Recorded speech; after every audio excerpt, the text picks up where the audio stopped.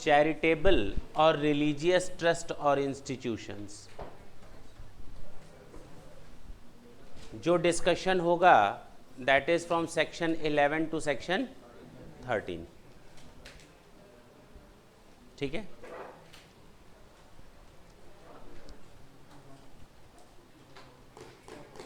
हम लोग जब भी बात करेंगे चैरिटेबल ट्रस्ट की, बात सुने, जब भी बात करेंगे चैरिटेबल और रिलीजियस इंस्टीट्यूशंस की, तो सर इन इंस्टीट्यूशंस में कौन से इंस्टीट्यूशंस आते हैं? कई लोगों के दिमाग में ख्याल जाता है क्या एनजीओज कवर्ड हैं? बात हो रही है यहाँ ट्रस्ट या इंस्टीट्यूशंस की, यानी कि इसमें ट्रस्ट तो आएंगे ही आएंगे और सोसाइटीज भी आएंगी, जिसको तुम लोग एनजीओ, नॉन गवर्नमेंट ऑर्गेनाइजेशन के नाम से जानते हो।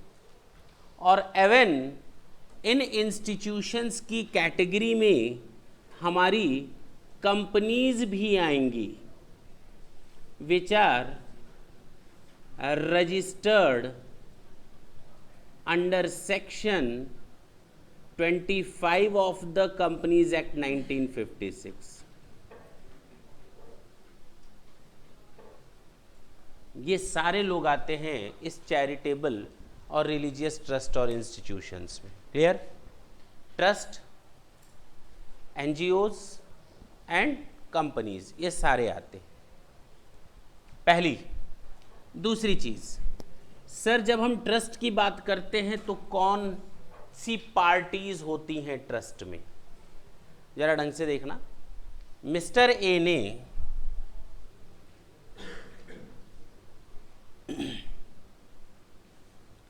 पब्लिक के लिए अपनी एक बिल्डिंग ट्रांसफर कर दी। कहा इस बिल्डिंग से जो भी किराया आएगा वो पब्लिक के बेनिफिट में यूज होगा। अब पब्लिक XYZ PQR कुछ भी, कोई भी हो सकता है, विमेंस हो सकती हैं, चिल्ड्रेन हो सकते हैं, या शेड्यूल कास्ट, OBC, इस तरह की चीज़ें हो सकती है, पर्टिकुलर कोई स्पेसिफिक कम्युनिटी की भी हो सकती है, कोई भी हो सकता है। फिलहाल मिस्टर ए ने अपनी कोई सब्जेक्टेड प्रॉपर्टी पब्लिक के फेवर में देना है। कैसे देगा? वो कुछ लोगों को अपॉइंट करेगा। क्या करेगा?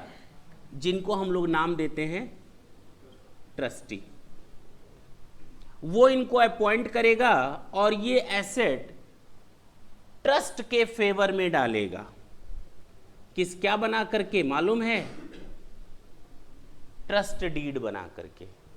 यानी मिस्टर ए और ट्रस्ट के बीच में एक डीड बनेगा और उस ट्रस्ट डीड को फॉलो करने वाले पार्टीज होंगी ट्रस्टी, जो इस ट्रस्ट प्रॉपर्टी को उस तरह से यूज करेंगी जैसा कि रेस्ट्रिक्शंस लगाया गया है। और इस प्रॉपर्टी से मिलने वाली इनकम किसके बेनिफिट में जाएगी? या तो पब्लिक के बेनिफिट में या प्राइवेट बंदे के हाथ में, प्राइवेट पर्सन्स के हाथ में, किसी के भी हाथ में जा सकती हो। मेरी इच्छा है, मिस्टर ए ने अपनी वाइफ के लिए ट्रस्ट डीड बनवाई, ट्रस्ट प्रॉपर्टी दी ट्रस्टीज को और कहा इससे जो भी इनकम होगी उससे उसको मेरी वाइफ को दे देना। हो गया ना? क्लियर है? प्राइवेट भी हो सकती है। कौन कौन सी पार्टीज नजर आ रही हैं तुम लोगों को? पार्टीज ऑफ द ट्रस्ट बताओ ना। मिस्टर ए कहलाएगा ऑथर ऑफ द ट्रस्ट। क्या कहलाएगा? पहली पार्टी। दूसरी चीज, ट्रस्टीज आएंगे और ट्रस्टीज किस बेसिस पर आएंगे? ट्रस्ट प्रॉपर्टीज यानी सब्जेक्टेड प्रॉपर्टीज के साथ आएंगे। इन लोगों के बीच में क्या बनेगा? ट्रस्ट डीड बनेगा, जिसमें लिखा होगा कि आपको इससे होने वाली इनकम का फायदा इन बेनिफिशियरीज को देना है। कौन बेनिफिशियरी, पब्लिक या प्राइवेट? ये पार्टीज होती हैं हमारी ट्रस्ट की। दिख रहा है ना? नोट करें तो मैं हटाऊं फिर।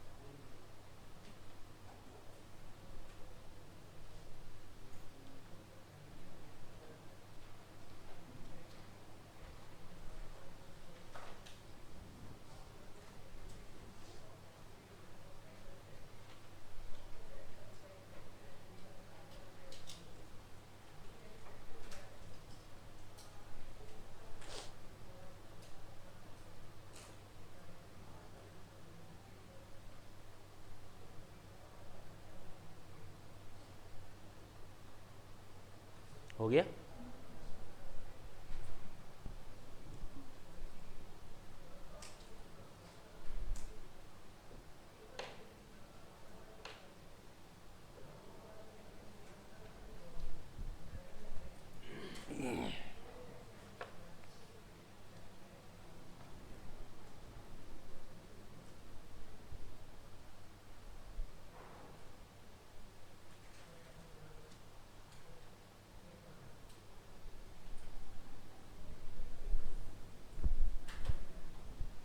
जो ट्रस्ट होते हैं ना, अभी अभी मैंने बताया, दो तरह से होते हैं। या तो प्राइवेट ट्रस्ट या पब्लिक ट्रस्ट। दोनों में फर्क समझ में आया होगा। प्राइवेट ट्रस्ट जिसमें बेनिफिशियरी कौन होते हैं? प्राइवेट मेंबर्स और इंडिविजुअल्स। बोलो ना।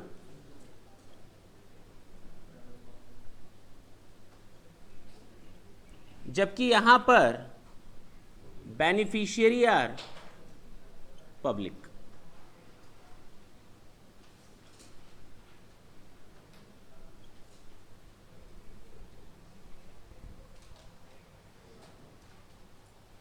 यहां पर हम लोगों को आइडेंटिफाई कर सकते हैं।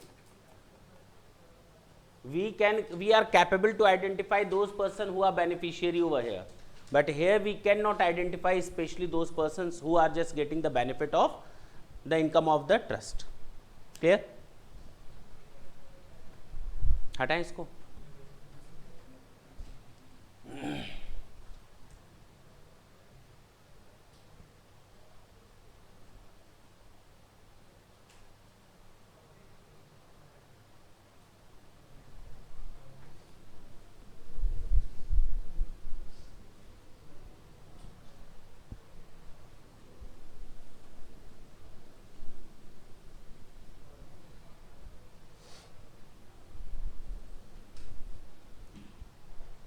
देखेंगे इधर।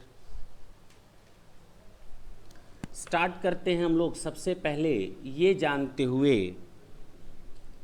कि चैरिटेबल पर्पस का मतलब क्या है। चैरिटेबल पर्पस की डेफिनीशन क्या दी गई है, देखें। सबसे पहले तो ये पता हो, तब तो हम आगे बढ़ पाएंगे टैक्सेशन सिस्टम पे। चैरिटेबल पर्पस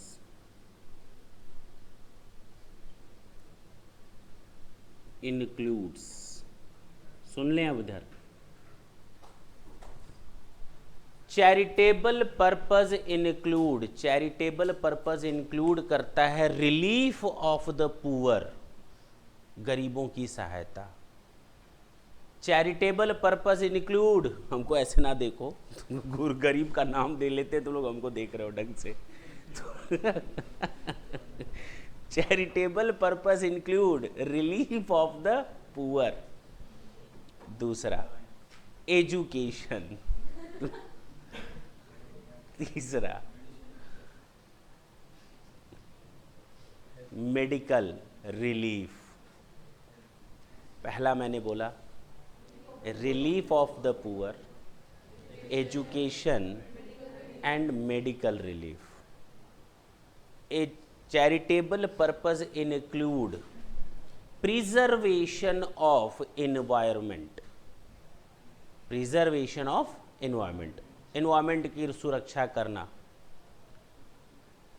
जिसमें आपका वाइल्ड लाइफ भी आ जाएगा, बाघों को बचाना है कि नहीं, मोर को बचाना, और यस फॉरेस्ट, ये सब क्या है, वो टाइगर पर पहुंच रहा है. हो गया. बिल्कुल जंगली बातें करते हो. तो देखो इधर, पहला charitable purpose include, number 1 relief of the poor, education, medical relief, preservation of environment, and the last one is preservation of monuments, preservation of historic और artistic object. क्लियर है? जरा देखते हैं कौन कौन सी चीज़ें आएंगी. रिलीफ, अभी भी मैंने एक पॉइंट छोड़ रखा है, ये नहीं कंप्लीट हो गया. इधर देखें, relief of the poor, education. अब एजुकेशन के आगे रिलीफ मत जोड़ देना. यहाँ रिलीफ नहीं मिलता है. मेडिकल रिलीफ,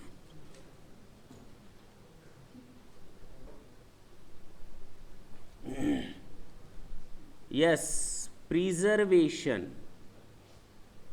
जैसे हम लिखेंगे उसी स्टाइल में लिखना है. अगर याद करना है तो तुरंत दिमाग में सेट होता जाएगा, नहीं तो अभी तो शुरुआत हुई है, टेंशन बढ़ती जाएगी.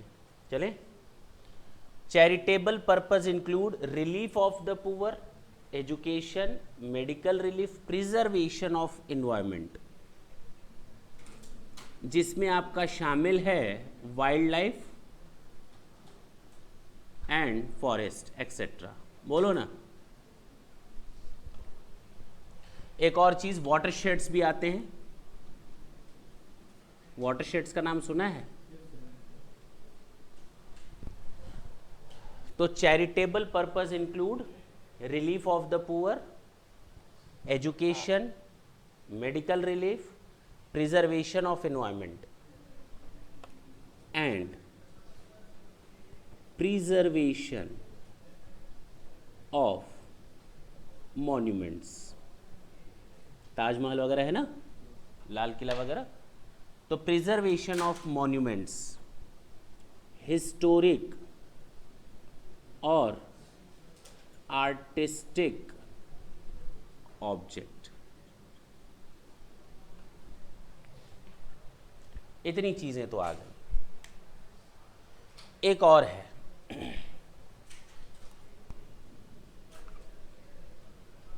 And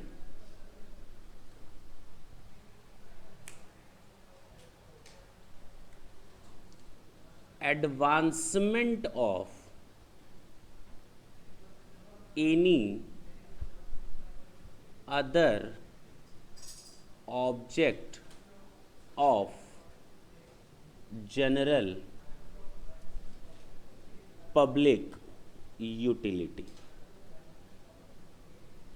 This is the definition of section 2 subsection 15, which defines us the definition of charitable purpose. Charitable purpose में क्या क्या आएगा, ढंग से सुने. चैरिटेबल पर्पस इंक्लूड करता है relief of the poor, education, medical relief, environment का प्रिजर्वेशन, मॉन्यूमेंट्स का preservation and the last one advancement of any other object of general public utility. इतनी चीज़ों को शामिल करता है. चलें आगे. आप लोग करेंगे क्या, ऐसे करके सिंगल स्टार और इसके आगे डबल स्टार. ये अलग क्राइटेरिया है और ये अलग क्राइटेरिया है. जब आप डेफिनीशन स्टडी मैट या किसी बुक से पढ़ते हैं, सुने इधर, तो आपको इसके बाद ही यहां पर लिखा हुआ मिल जाएगा एंड. तो सर ये दो दो बार एंड क्यों? एक बार एंड इस लाइन के पहले और एक बार इस लाइन के पहले। ये पूरा एक मैटर है और ये सेकंड मैटर है। अब क्लियर है? ऐसे लिखना हो लिख ले, और जैसे स्टार बनाया है स्टार बना ले।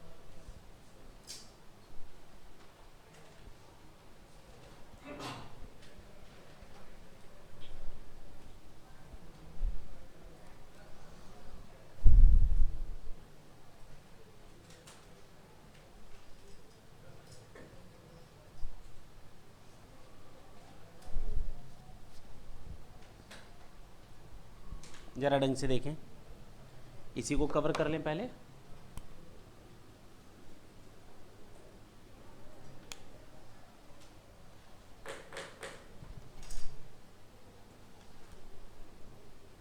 shall not be या shall not covered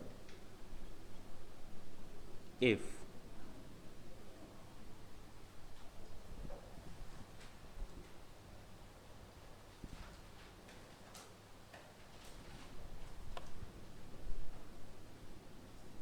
trade commerce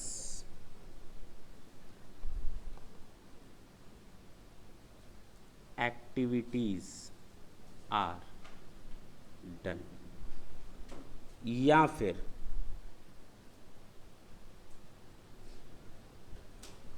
इसमें कोई ऐसी चीज शामिल नहीं होगी एडवांसमेंट में। ऐसे तो हर आदमी कहेगा कि हम तो एडवांसमेंट का काम कर रहे हैं, हम भी कहेंगे हम भी आप लोगों के एडवांसमेंट के काम कर रहे हैं, जनरल पब्लिक यूटिलिटी के लिए काम कर रहे हैं।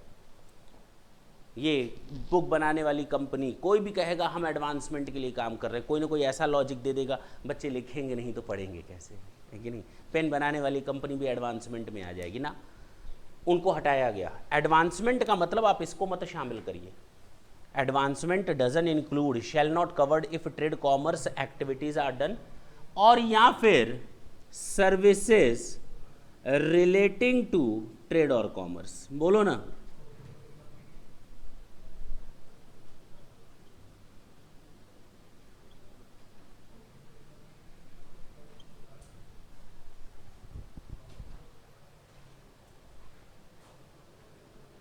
लेकिन ध्यान देंगे आप लोग, ध्यान देंगे आप लोग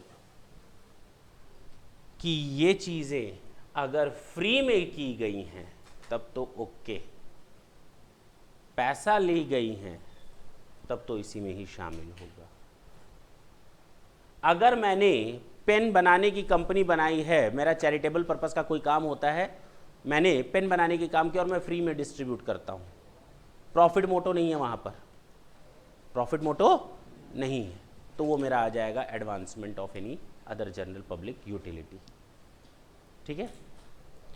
तो ट्रेड कॉमर्स और एक्टिविटीज आर डन, और सर्विसेज रिलेटिंग टू ट्रेड और commerce were provided against free fee और कंसिडरेशन, इफ प्रोवाइडेड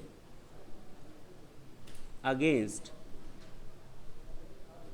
फी और कंसिडरेशन। अभी तक हम लोगों ने जितना देखा, जरा ढंग से देखें, हम लोगों ने देखा ट्रस्ट, केवल ट्रस्ट की बात हम लोग यहाँ नहीं कर रहे, सोसाइटी की भी बात कर रहे हैं, और कंपनीज जो under section 25 of the companies act registered है उनकी भी बात कर रहे हैं। हम लोगों ने देखा ट्रस्ट दो तरीके के होते हैं, public trust and private trust. हम लोगों ने ये देखा चैरिटेबल पर्पस क्या मायने रखता है। चैरिटेबल पर्पस की डेफिनेशन दी गई है सेक्शन 2 सब सेक्शन 15 में। चैरिटेबल पर्पस इंक्लूड करता है relief of the poor, medical relief, education, preservation of environment and preservation of monuments etcetera, और लास्ट मैंने एक और जोड़ा, and advancement of any other object of any general public utility. Clear? लेकिन इस advancement में चैरिटेबल पर्पस शामिल नहीं होगा अगर हम कोई ट्रेड एक्टिविटीज, बिजनेस एक्टिविटीज या कॉमर्स एक्टिविटीज कर रहे हैं, या कोई सर्विसेज दे रहे हैं इन ट्रेड, बिजनेस या कॉमर्शियल एक्टिविटीज को, किसके बदले? पैसों के बदले, कंसिडरेशन के बदले, तब उसको शामिल नहीं करेंगे। That's it. अब क्लियर हुआ? लेकिन शामिल कर दिया गया, यानी एडवांसमेंट माना जाएगा। अगर हम ट्रेड कर रहे हैं, बिजनेस कर रहे हैं, कॉमर्शियल एक्टिविटीज कर रहे हैं या सर्विसेज दे रहे हैं, तो भी वो मेरा advancement of any other general public utility में आएगा, अगर प्रीवियस ईयर में टोटल टर्नओवर 25 लाख रुपए से तक है, उससे अधिक नहीं। क्लियर है? अगर हम बिजनेस कर रहे हैं तो भी वो advancement of any other object of general public utility में शामिल होगा, अगर उसका टर्नओवर 25 लाख तक ही है तो। लिख ले इसको, but shall be covered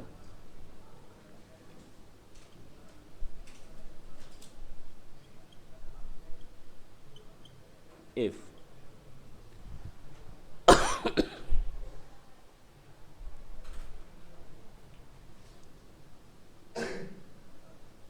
aggregate value of such business or activity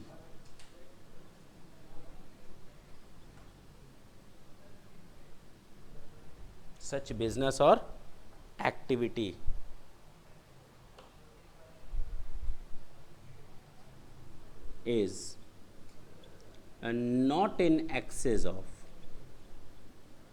what? Rupees 25 lakhs। Note कर लें इसको।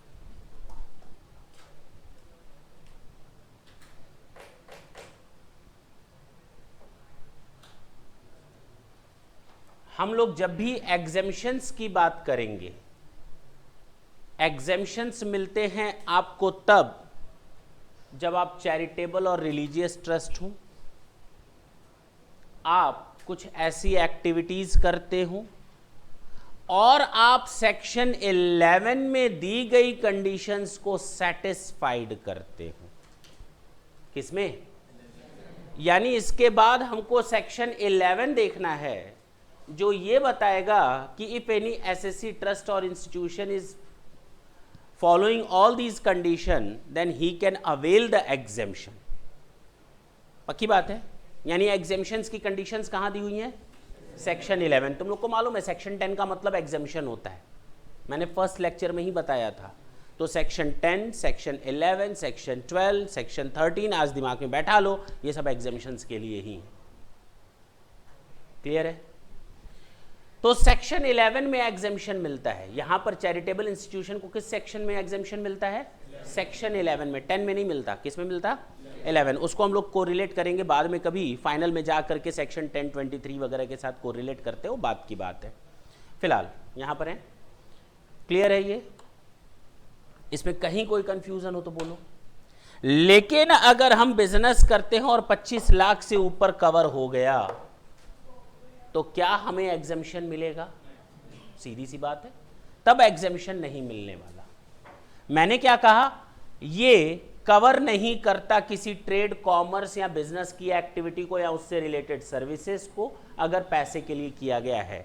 लेकिन तब भी कवर करेगा ये, तब भी चैरिटेबल पर्पस माना जाएगा अगर सेल 25 लाख तक है तो। लेकिन अगर 25 लाख से ऊपर हो गई तो एग्जेम्पशन नहीं मिलेंगे। इफ एक्सीड्स रुपीज 25 लाख,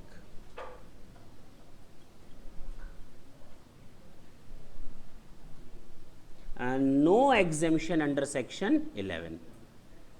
अब समझ में आई बात? No exemption under section 11।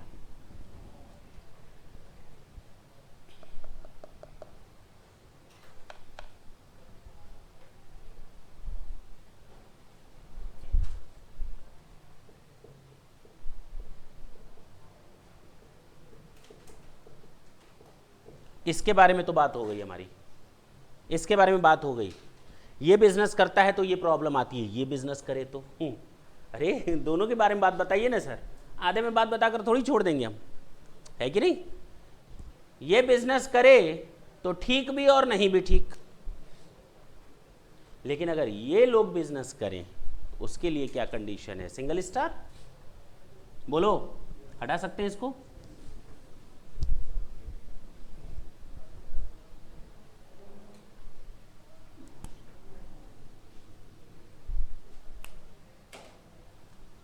trust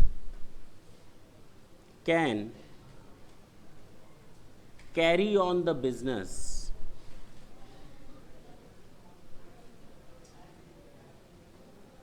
or trade if incidental to the attainment of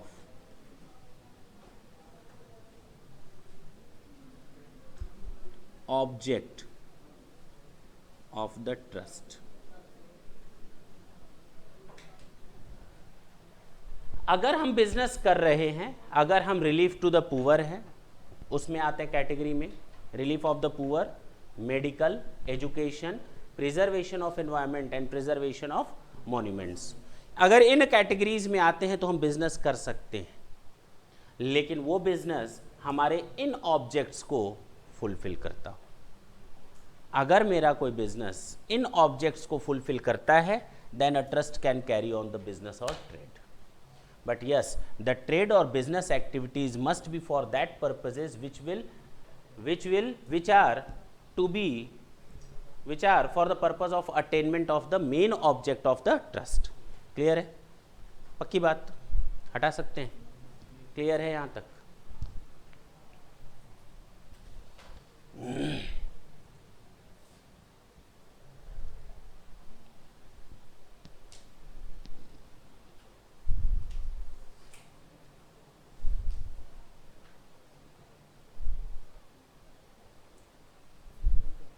लिखिए अगला point.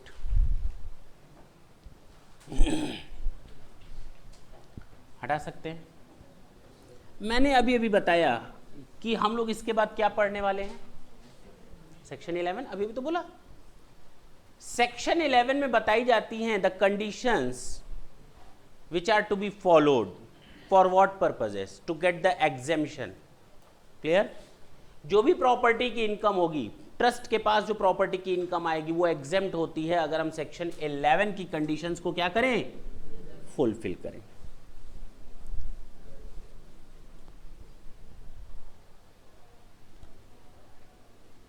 Section 11 conditions to get exemption. अभी तक हम लोगों ने डबल स्टार तक देखा ना। फर्स्ट, एग्जेम्पशन पाने के लिए ट्रस्ट का रजिस्टर्ड होना जरूरी है। Trust must be registered. Trust must be registered under section 12A। Trust must be registered under section 12A। और इसके ऊपर आप कितने स्टार बना देंगे? 3 स्टार। देखेंगे रजिस्ट्रेशन का क्या प्रोसेस है। Second condition, at least 85% of income of the trust must be applied or used। At least 85% of the income is to be used। किस लिए ट्रस्ट यूज करेगा इन पैसों को? जाहिर सी बात है, जिसके लिए उसको बनाया गया है। तो हम लोग कह सकते हैं यूज्ड फॉर अप्रूव्ड पर्पसेस।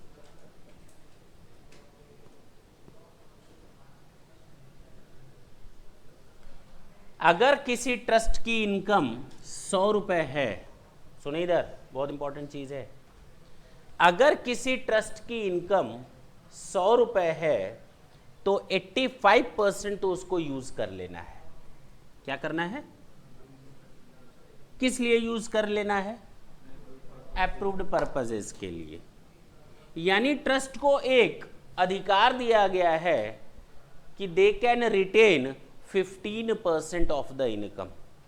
चाहे आज यूज करो, चाहे कल यूज करो, चाहे 10 साल बाद यूज करना, कोई दिक्कत नहीं, कोई दिक्कत। वर्ड क्या मैंने यूज किया, कोई दिक्कत। यानी 15% of income is exempted at all, कुछ सोचना ही नहीं है। बोलो ना, 15% के बारे में कभी हमको कुछ सोचने की जरूरत नहीं है। फर्म उसको अपने पास रिटेन ट्रस्ट उसको अपने पास रिटेन कर सकती है for the purpose of utilising those accumulation for future purposes और इन फ्यूचर। क्लियर? फ्यूचर में यूज कर सकती है, कोई दिक्कत नहीं, रिटेन रखो। 15% तक आप रिटेन कर सकते हैं, but the main problem is with 85% of the income.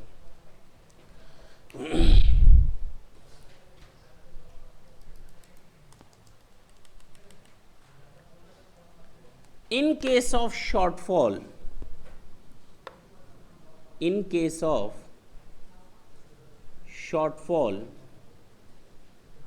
to use 85% income means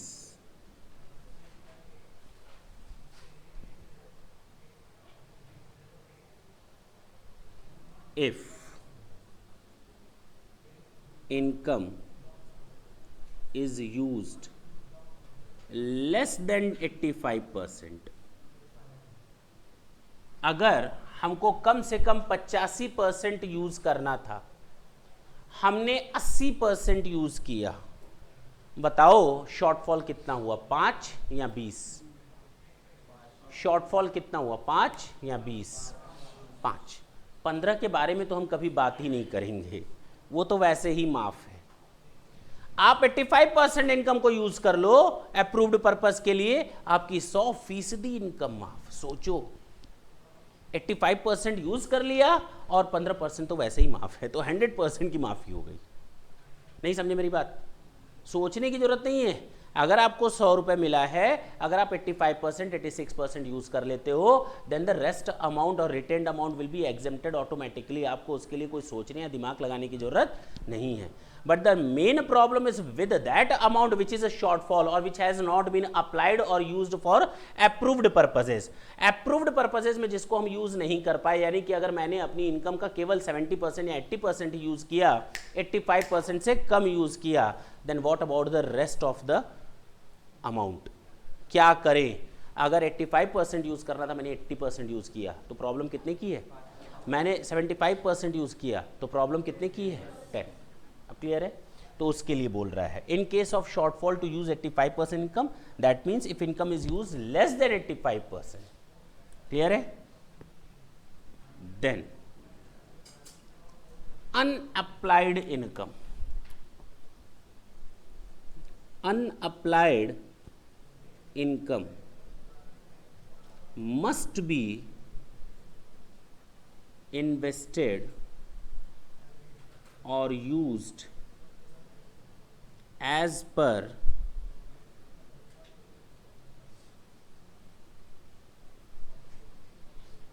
in specific modes।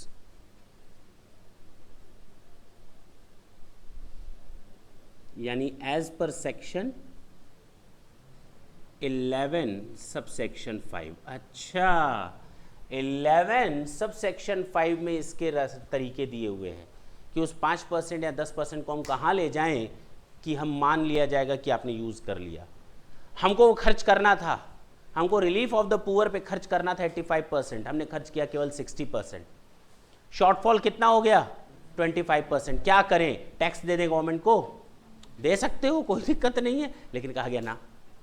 अभी भी आपके पास मौका है। इस 25% इनकम को आप एक काम करो, आपका इंटेंशन साफ है, आप यूज करना चाहते हो इनकम को फ्यूचर में। आप इस 25% जो अनअप्लाइड इनकम है, जो शॉर्टफॉल 85 से नीचे का यूज है, उस इनकम को उठा करके आप सेक्शन 11 सब सेक्शन 5 में जो मोड्स दिए हुए हैं, कहाँ कहाँ आपको लगाना है पैसा, कहाँ कहाँ लगाना है, आप बैंक में डिपॉजिट कर दो, शेड्यूल्ड बैंक में, कोई दिक्कत नहीं, कोई दिक्कत नहीं। पोस्ट ऑफिस बैंक अकाउंट में ट्रांसफ़र कर दो, कोई दिक्कत नहीं है। लेकिन 5 साल से अधिक के लिए आप इन्वेस्ट नहीं कर सकते। जो शॉर्टफॉल हुआ है उसको आप इन्वेस्ट कर दो, अदरवाइज टैक्स लग जाएगा। अभी तुरंत टैक्स लग जाएगा आपके ऊपर। क्यों टैक्स लगाना चाहते हो? आप एक काम करो ना, आप उस पैसे को यूज करना चाहते हो, आपका इंटेंशन साफ है, आप उस शॉर्टफॉल अमाउंट को उठाओ, यूज करने का मौका नहीं मिला आपको, आप अभी के लिए फिलहाल आप उसमें इन्वेस्ट कर दो, जो आपको मोड्स दिए हुए हैं सेक्शन 11 सबसेक्शन 5 में। 5 साल से ज्यादा आप उसमें नहीं रख सकते, लेकिन ये भी ध्यान देना 11(5) का मतलब ये 5 क्या बताता है? 5 साल। अब 5 साल से ज़्यादा पैसा उसमें नहीं, मतलब हमने ऐसे ही बोल दिया, ये मत सोचना 5 का मतलब वो 5 साल। तो 5 साल से ज़्यादा आप पैसा उसमें नहीं इन्वेस्ट कर सकते, 5 साल से ज़्यादा आप उसमें पैसा इन्वेस्ट नहीं कर सकते। फिलहाल उसको हम आगे देखेंगे 11(5) पढ़ाते समय। तो ये कंडीशन है, these conditions are to be satisfied when a trust is going to get the exemption under section 11। The first condition, the trust must be registered. Second, at least 85% of the income, at least. अब इसके लिए भी पूरी कहानियां पढ़नी पड़ेंगी। 85% income के लिए तो कितने स्टार लगा दें? 4 स्टार बोलें। देखें इधर, trust must be registered under section 12A। Registration process जानना जरूरी है। रजिस्ट्रेशन कैसे होता है, कब ऑर्डर पास करता है, कब कैंसिलेशन होता है, ये सारी चीज़ें बताएंगे अब रजिस्ट्रेशन प्रोसेस में। ठीक, तो trust must be registered and at least 85% of the income of the trust must be applied for specific purposes or approved purposes, हाँ या ना, and the rest unapplied income must be transferred or deposited or invested or applied or used for specific modes which are given under section 11(5). Clear हुआ? पक्की बात है। 15% के बारे में तो सोचना ही नहीं है, 15% के बारे में तो हमें सोचना ही नहीं है, नोट कर सकते हैं।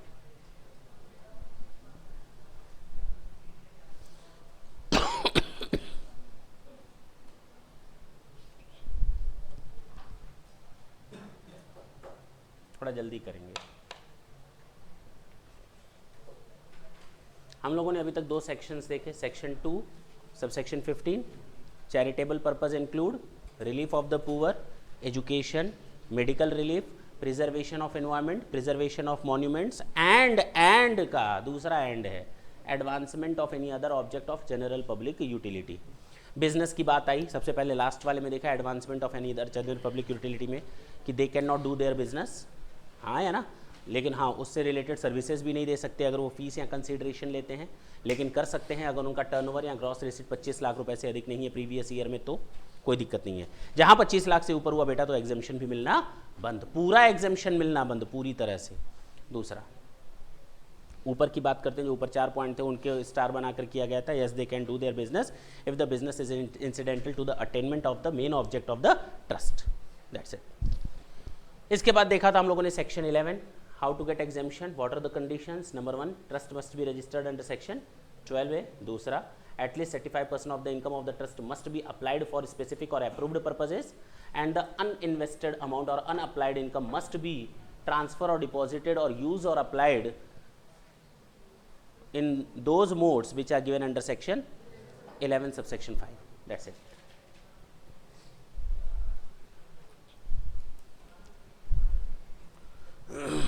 हटा सकते हैं इसको, यहाँ हटाए ना। हम लोग बात करेंगे किस स्टार की? सबसे पहले 3 स्टार की बात कर ले।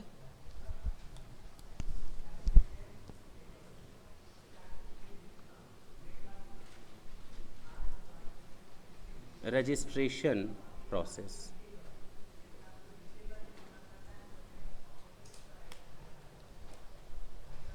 चले। रजिस्ट्रेशन प्रोसेस क्या है? एक फॉर्म आता है 10A, ठीक, इसको फिल करके CIT यानी कमिश्नर ऑफ इनकम टैक्स के सामने देना पड़ता है। फॉर्म 10A भर करके किसको देंगे? CIT को देंगे, कमिश्नर ऑफ इनकम टैक्स को। और CIT हमसे call for information and documents demand कर सकता है, हमसे कुछ इंफॉर्मेशन ले सकता है या डॉक्यूमेंट की डिमांड कर सकता है। बताओ हम कैसे मान लें तुम चैरिटेबल हो, हम कैसे रजिस्ट्रेशन ऐसे कर दें?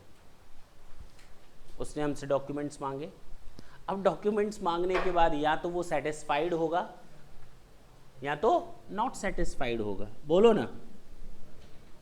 इफ सेटिस्फाइड और नॉट सेटिस्फाइड। अगर वो सेटिस्फाइड हो जाता है तो he'll pass an order of registration। वो रजिस्ट्रेशन पास करने का ऑर्डर दे देता है। और अगर सेटिस्फाइड नहीं हुआ तो ऑर्डर रिजेक्शन ऑर्डर पास करेगा। कौन सा ऑर्डर पास करेगा?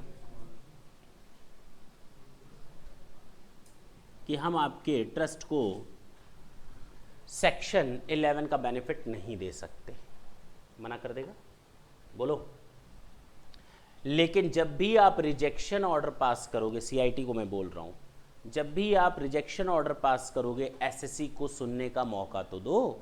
मर्जी है आपकी, आप तुरंत रिजेक्शन कर दोगे, ऐसे ही कर दोगे, सुनने का मौका नहीं दोगे। आपकी अंतिम इच्छा क्या है, पूछा जाता है ना। हाँ है ना, वही चीज़ यहाँ पर भी, वही चीज़ यहाँ पर भी। An opportunity of being heard to be given, an opportunity of being heard. अब पता नहीं कान उसका खुला रहेगा कि नहीं, टू बी गिवन। फिलहाल an opportunity of being heard to be given, बिना सुनने का मौका दिए आप रिजेक्शन ऑर्डर पास नहीं कर सकते। और आप ऑर्डर पास करने के लिए बैठे हो, जब मर्जी आएगा तब ऑर्डर पास करोगे। अरे कुछ टाइम भी तो बताओ ना। Within a 6 month the order must be passed. कितने समय के अंदर? Within 6 month order must be passed. कब से? From the end of the month in which the application was given. From the end of the month in which the application is received।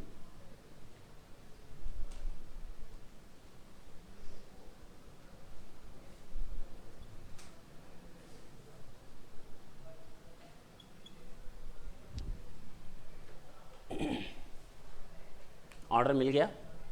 Order देने के बाद अगर assessing officer को लगता है कि बेटा आप जो काम कर रहे हो, आप मेन ऑब्जेक्ट के लिए काम नहीं कर रहे हो, आप भटक गए हो अपने ऑब्जेक्ट से, तो लो ये कैंसिलेशन ऑर्डर। हाँ या ना? यहाँ तक कोई दिक्कत? सबसे पहले हम फॉर्म 10A भरेंगे। सबसे पहले हम फॉर्म 10A भरेंगे। ये सब चीज़ें किस में लिखा हुआ है? 12A में। कि आप 10A भरेंगे, सीआईटी के सामने जाएंगे, उनको आप एप्लीकेशन फॉर्म देंगे, वो आपसे डिटेल मांगेगा, सेटिस्फाइड होगा, डिससेटिस्फाइड होगा, सेटिस्फाई हुआ तो रजिस्ट्रेशन कर देगा 6 महीने के अंदर, जब आपने एप्लीकेशन उसने रिसीव की है तो। और सेटिस्फाइड नहीं हुआ तो रिजेक्शन कर देगा, लेकिन बिना सुने वो रिजेक्शन नहीं कर सकता। यहाँ तक की कहानी, कोई दिक्कत?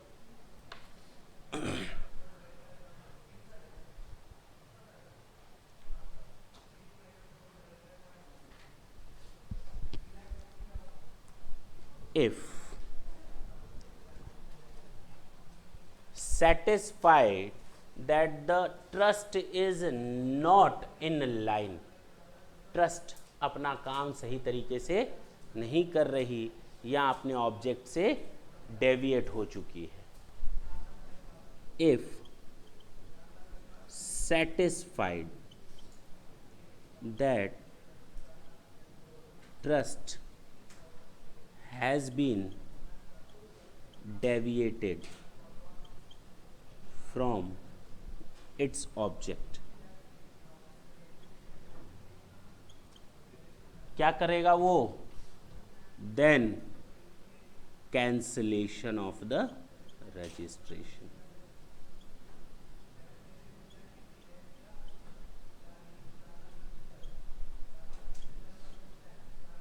मैंने क्या कहा, जब भी आप कैंसिल करोगे या रिफ्यूज़ल दोगे तो बिना सुने हुए आप कैंसिलेशन या रिफ्यूज़ल नहीं दे सकते। फिर यहाँ पर आता है opportunity of being heard to be given. बात समझ में आई?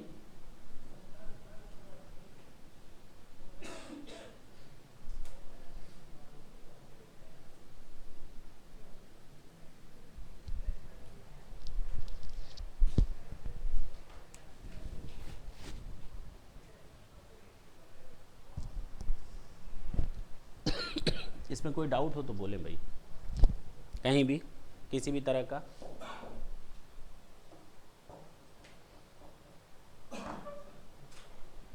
बिल्कुल आसान था।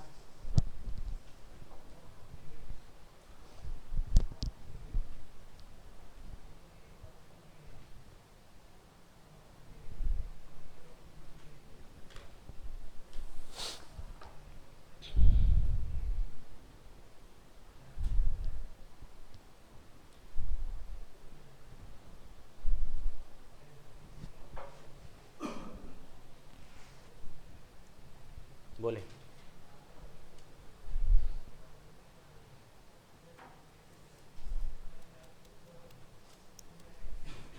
हटा सकते हैं।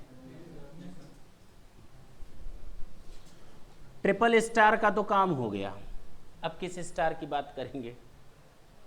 4 स्टार। क्या है 4 स्टार में? At least 85% of income must be applied or used for approved purposes.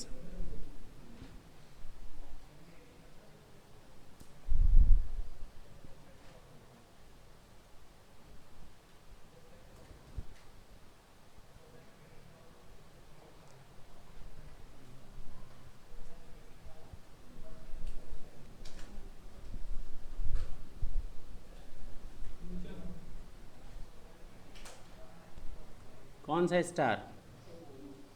4 star. At least 85% of income must be what? Applied for what? For approved purposes. हाँ या ना? अच्छा, अगर हमने कोई कैपिटल एसेट खरीद ली तो, हमने बिजनेस के लिए कोई कैपिटल एसेट खरीद ली तो उस एसेट को बिजनेस में यूज करना है या ट्रस्ट के कामों के लिए यूज करना है, बोलो, क्या उसको मान लिया जाएगा एप्लीकेशन ऑफ इनकम? सही माना जाएगा 85% का यूज कैपिटल एसेट खरीदने पर?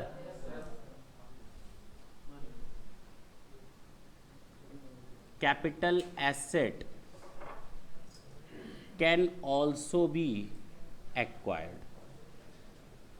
अच्छा, अगर कैपिटल एसेट खरीद रहे हैं और डिडक्शन या एग्जेम्पशन मांग ले रहे हैं, क्या उसके बाद आप डेप्रिसिएशन भी क्लेम कर सकते हो क्या कैपिटल एसेट पर?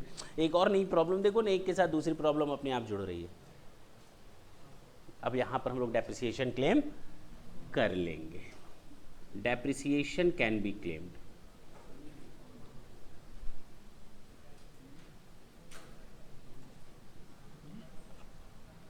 ठीक, फिलहाल जो इंपॉर्टेंट पॉइंट थे सब एक जगह आ गए।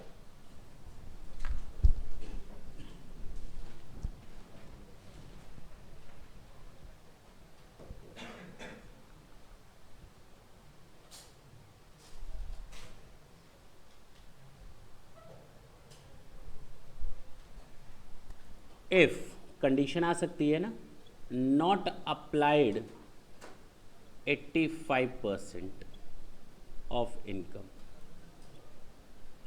अब जब उसने 85% इनकम यूज नहीं कर पाया, अप्लाई नहीं कर पाया, तो उसने उसके रीजंस दिए। रीजन क्या दिया जरा ढंग से देखें।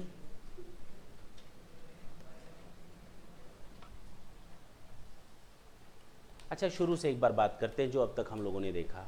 वापस हैं पहले पॉइंट पर जहाँ से स्टार्ट किया था, एक बार रिकैप करते हैं, देखते हैं क्या चीज़ें दिमाग में हैं, क्या नहीं है, भूल गए, क्या याद रहा और क्या भूल गए।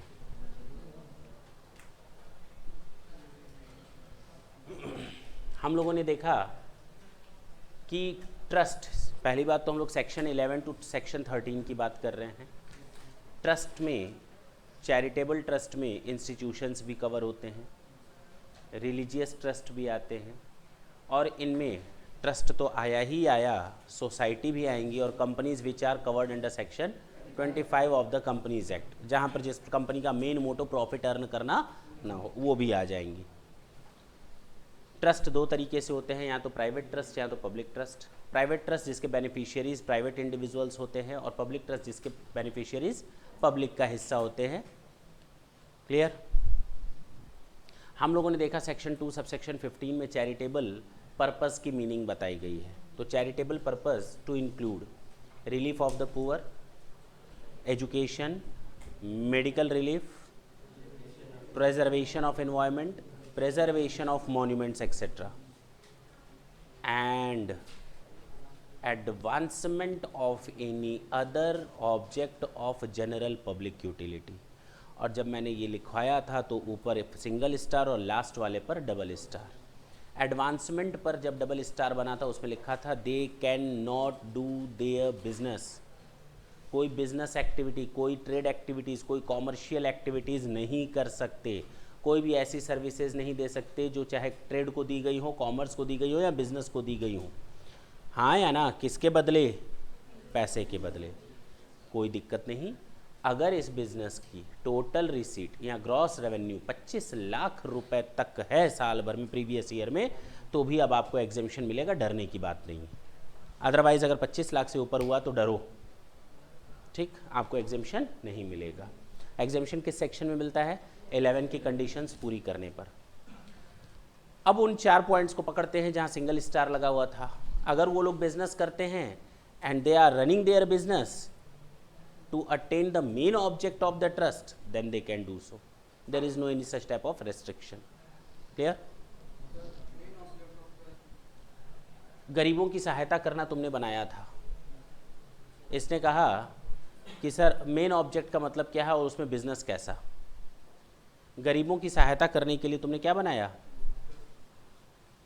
कोई स्कूल बनाया कि गरीब बच्चों को हम पढ़ाएंगे, अमीरों का तो एडमिशन बिल्कुल नहीं लेंगे, जिनके पास पैसा है उनका एडमिशन नहीं लेंगे। इसने यही सोचा, पैसा तो चाहिए ना उनकी सहायता करने के लिए, नहीं चाहिए।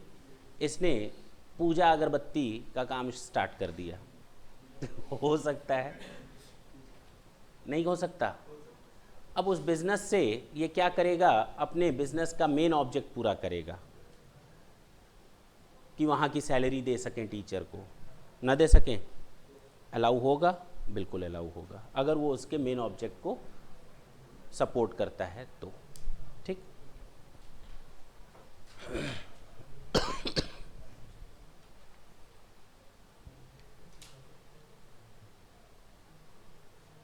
अब जरा देखें, if not applied 85% of income due to, 2 reasons उसने बताए।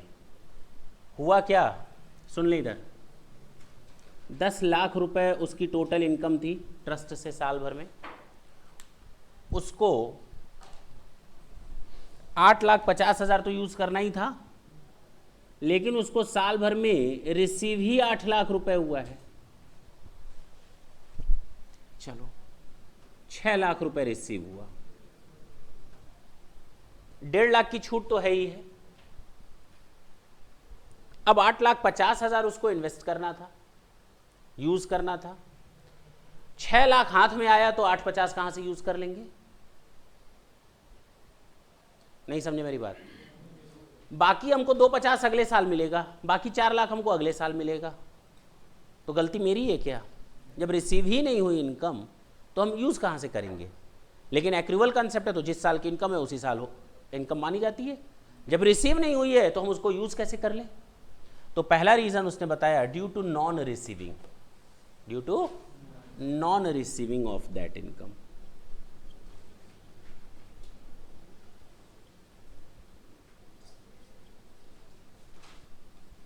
इन फुल और इन पार्ट, चाहे पूरी इनकम न मिली हो चाहे उसका part.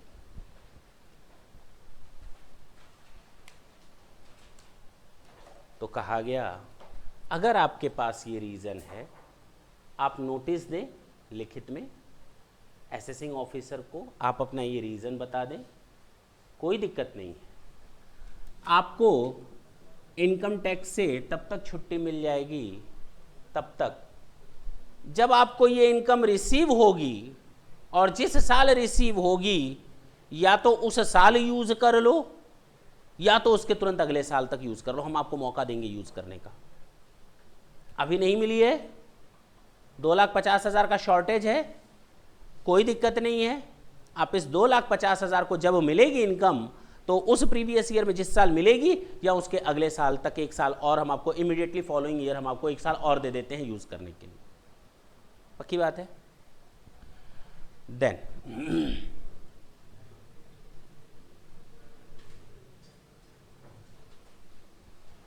income must be used either in the year of actual receipt or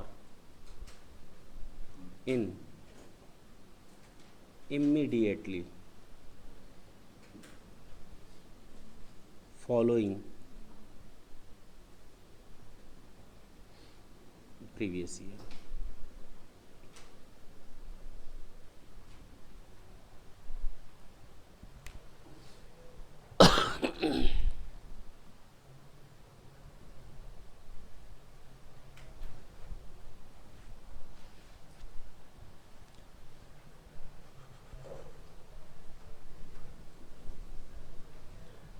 Any other reason?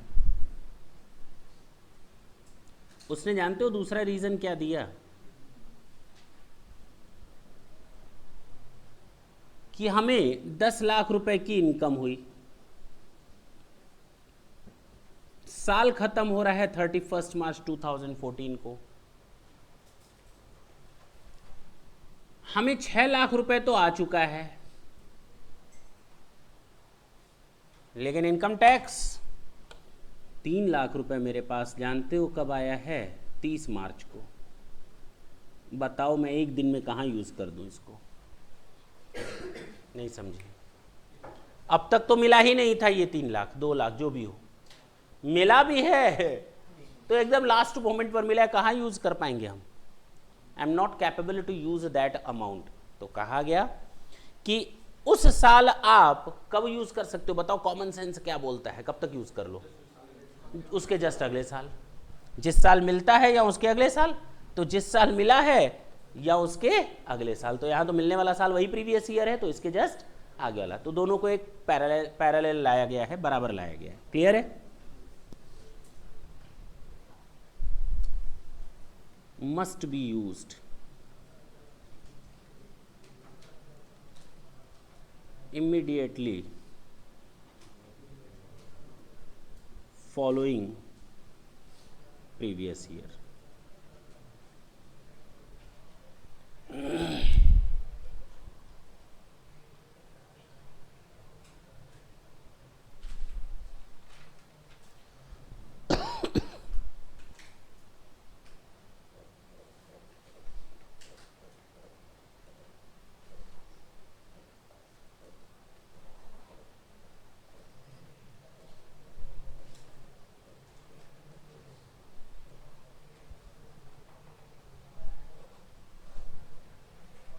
हटा सकते हैं? यहाँ तक कोई दिक्कत नहीं है ना?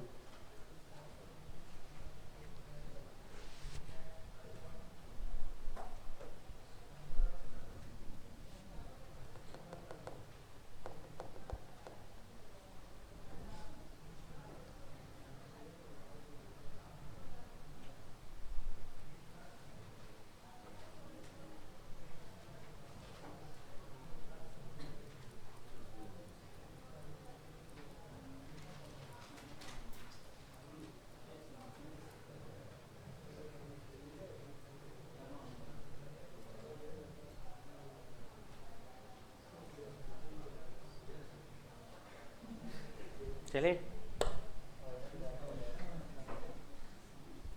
हटा रहे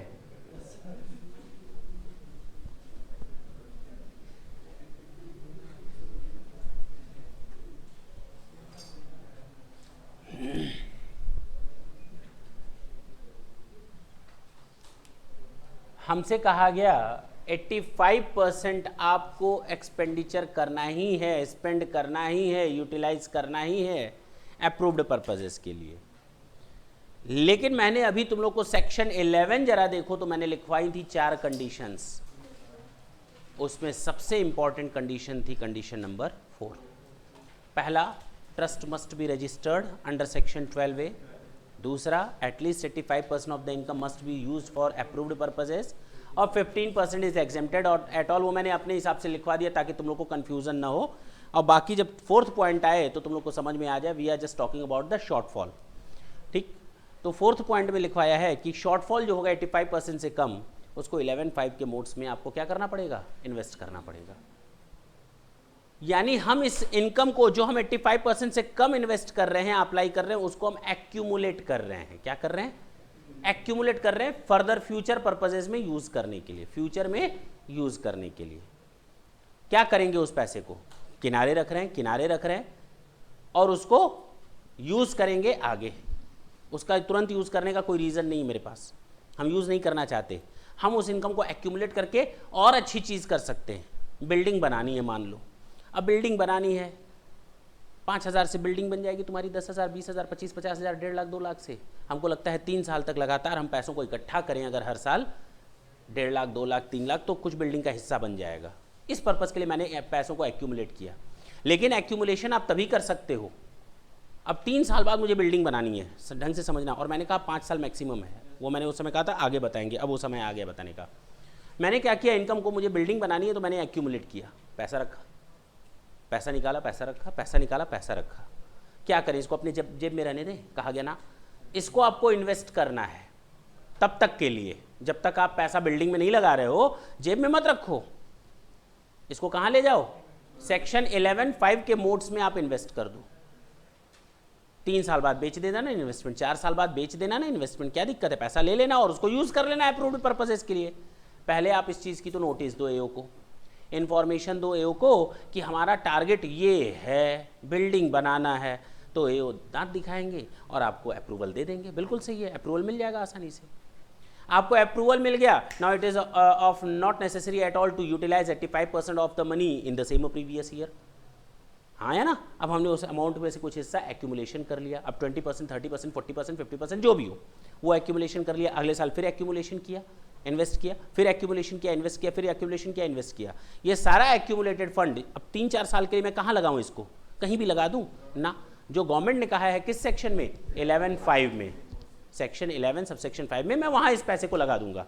मीनवाइल इन नोटिस दूंगा एओ को और एक्यूमुलेशन करूंगा और पैसा इन्वेस्ट करूंगा। क्लियर है।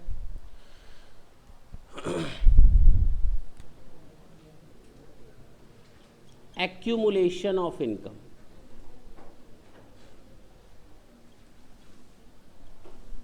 In excess of 15%। 15% तक तो कोई दिक्कत नहीं आती ना, 15% तक तो कोई हमको कुछ नहीं बोलेगा, लेकिन उसके ऊपर हमसे बोला जाएगा। तो आप इसको एक्यूमुलेट कर सकते हो, इसके लिए कुछ कंडीशंस दी गई हैं। क्या दी गई हैं, कंडीशंस दी गई। पहली condition, notice in writing to be given to the AO. Notice in writing to be given to AO, जिसमें आप पर्पस बताएंगे। क्या बताएंगे, जिसमें आप पीरियड बताएंगे, लेकिन किसी भी केस में 5 साल से अधिक, not in excess of 5 years। किसी भी कीमत में 5 साल से अधिक का ये एक्यूमुलेशन नहीं हो सकता, जो पैसा आप इन्वेस्ट करना चाहते हो। ठीक, last condition, meanwhile accumulated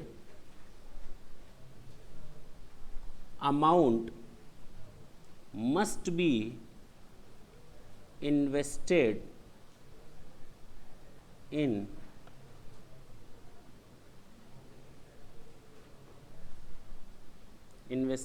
as per modes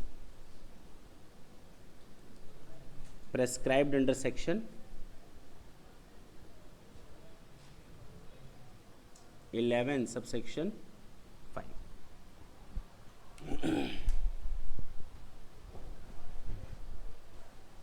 समझ में आई बात? पक्का?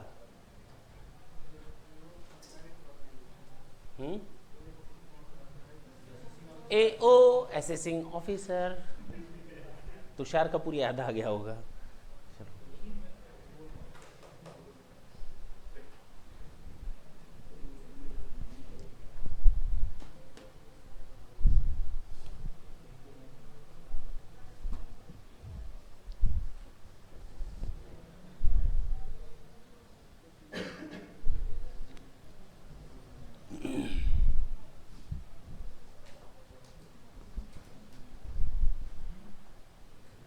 यहां तक कोई डाउट हो तो पूछ लो भाई।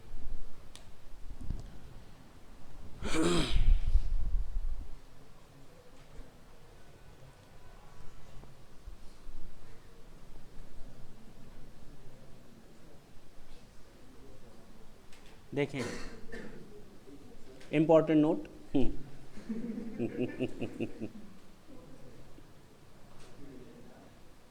डोनेशन, इधर देखो, तुम्हारी जो डेली ड्राइंग बनकर आती है घर से वो दिखती है। इधर देखो, डोनेशन गिवन और credited to any other trust or institution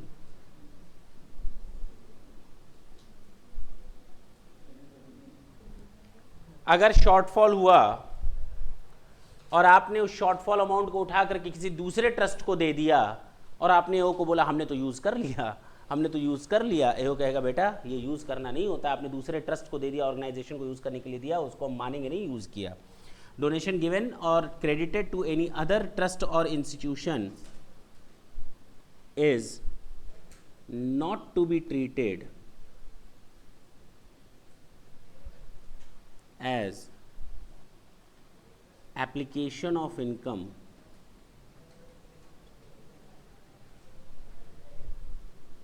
for approved purposes.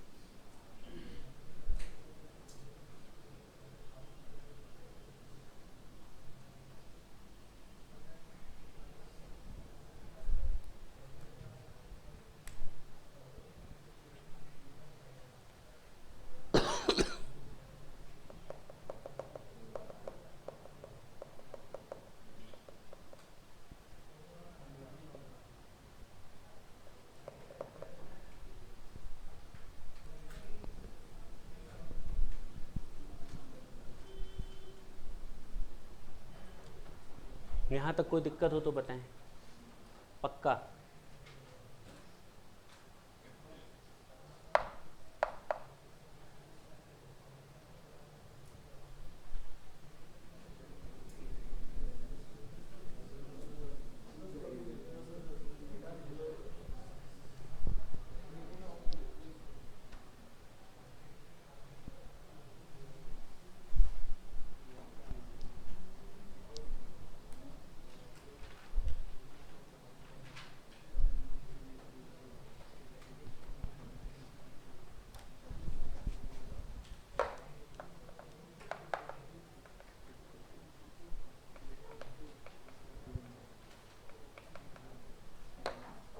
हटा दें?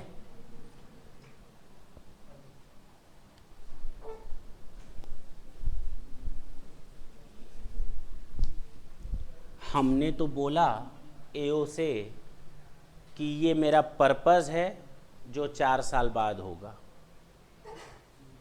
ये पैसा हम 4 साल के लिए इधर लगा रहे हैं। 4 साल बीत गया, आपने पैसा कहीं नहीं लगाया। 4 साल बाद पैसा लगाया, कहीं और लगा दिया। नहीं हो सकता? नहीं हो सकता? क्या हो अगर हम उस 85% के जो शॉर्टफॉल्स हैं उनको हम प्रेस्क्राइब्ड मैनर में यूज नहीं कर पाए। If not applied in prescribed manner.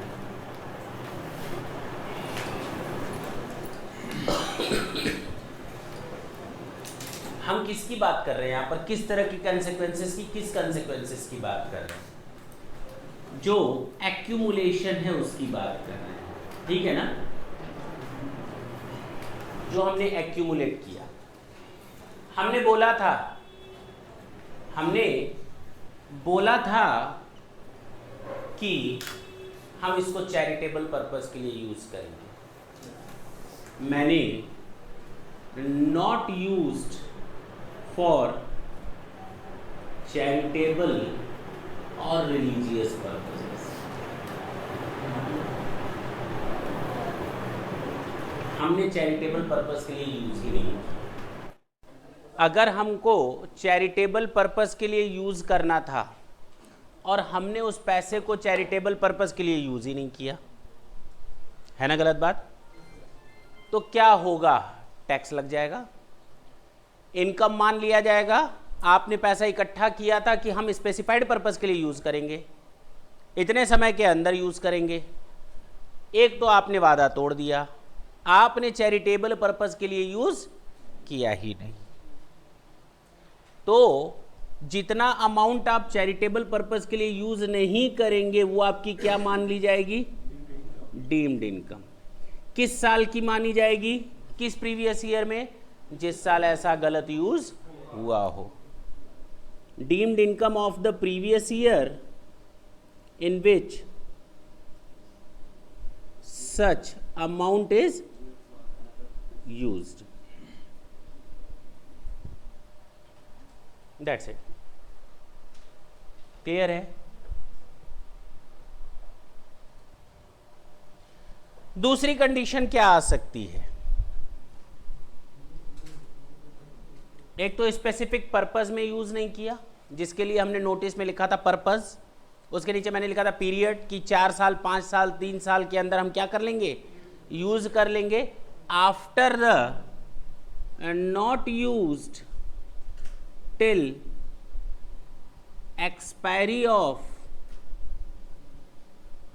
Prescribed period. बता सकते हो इनकम कब मानी जाएगी? डीम्ड इनकम किस साल की मानी जाएगी? जिस साल ऐसा पैसा यूज होना चाहिए था और नहीं हुआ। हाँ या ना? पक्की बात है? चलो,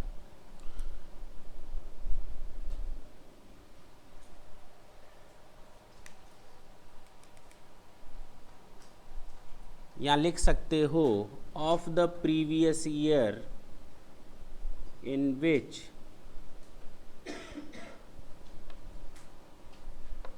such amount is sought to be used। जिस साल ऐसा यूज हो जाना चाहिए था।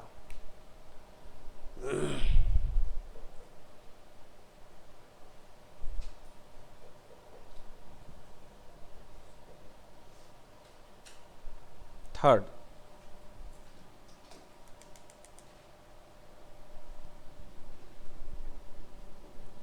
not invested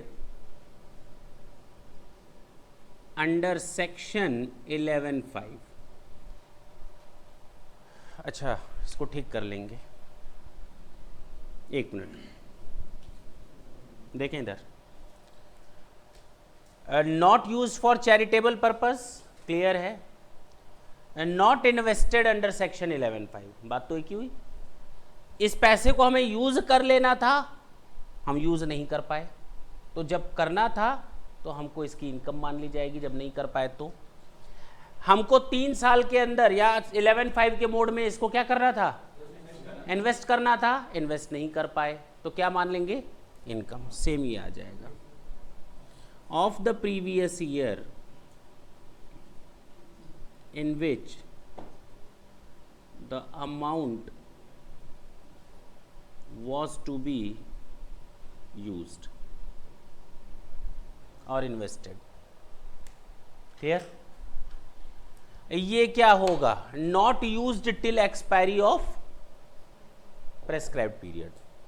तो जैसे ही हमको 4 साल के लिए मौका मिला था, 4 साल खत्म हो गया, 4 साल तक कोई दिक्कत नहीं, 4 साल के अंदर तक आप यूज कर सकते थे उसको। जैसे ही 4 साल बीता, 5वें साल आपके ऊपर क्या लग जाएगा? डीम्ड इनकम मानते हुए टैक्स लगे 4 साल के बाद। ठीक है, 5th ईयर में हमने कहा था 4 साल में हम यूज कर लेंगे। अपना पर्पस 4 साल के लिए बताया था, अपना पर्पस 3 साल के लिए बताया था, अपना पर्पस 2 साल के लिए बताया था। 5 साल तो मैक्सिमम पीरियड है ना, 1 भी हो सकता है, 2 भी हो सकता है, 3 भी हो सकता है, 4 भी हो सकता है, 5 भी हो सकता है, 6 नहीं हो सकता। तो not used till expiry of prescribed period. तो जैसे ही वो पीरियड खत्म होगी, उसके अगले साल हमारा वो क्या मान लिया जाएगा? Income. Immediately following previous year after the expiry of prescribed period।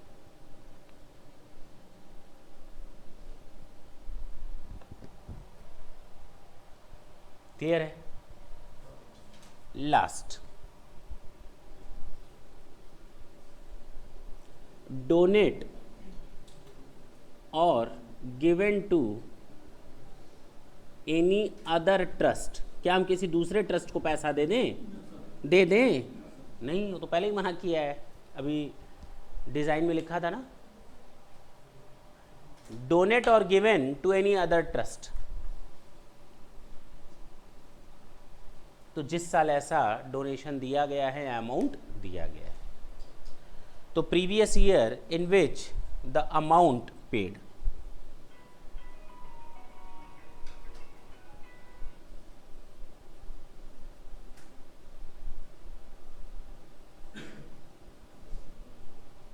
That's it. ये कंसेक्वेंसेज हैं।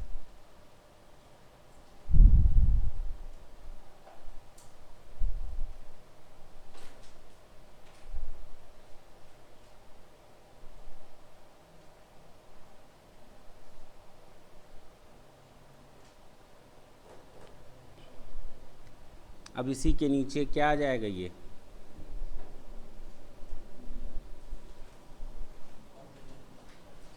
यानी कौन सा पॉइंट होगा? ये इंपॉर्टेंट लिखें।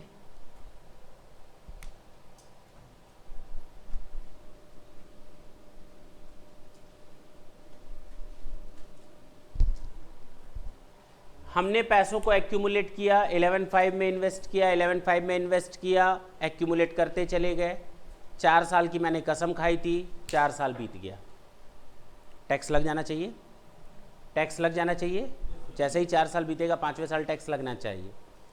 लेकिन अगर एसएससी रिटन में एक नोटिस देता है असेसिंग ऑफिसर को और बताता है कि कुछ ऐसे रीजंस थे जो उसके कंट्रोल में नहीं थे, कुछ ऐसे सर्क्यूमस्टांसेस थे जो उसके कंट्रोल में नहीं थे, और उन सर्क्यूमस्टांसेस की वजह से वो पैसा इन्वेस्ट प्रॉपर वे में नहीं कर पाया जहां यूज करना था, जिसके लिए उसने कसम खाई हुई थी।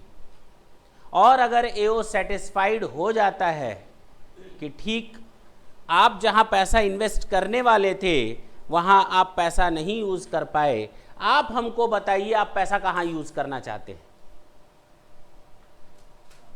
ठीक, अब वो पर्पस नहीं रहा जिसके लिए मैंने सोचा था। मैंने अब असेसिंग ऑफिसर को नया पर्पस बताना है कि देखो वो पर्पस था, उसमें हम यूज नहीं कर पाएंगे, वो मेरे अब कंट्रोल में नहीं रहा, ये सिचुएशन मेरे कंट्रोल में, हम चाहते हैं कि इसमें हम पैसा लगाएं। अगर असेसिंग ऑफिसर सेटिस्फाइड होगा तो परमिशन दे देगा उस नई जगह पर पैसा लगाने के लिए।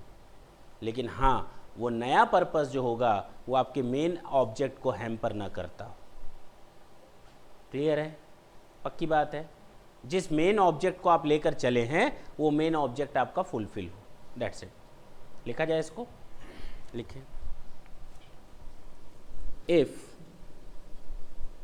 income invested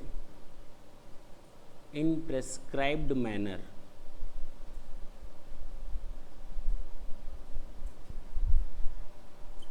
for a specified period,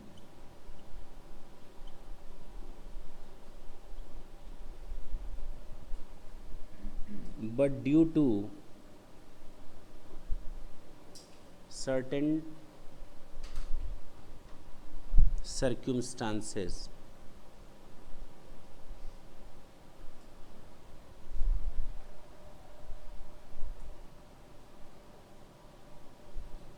beyond the control of the SSE,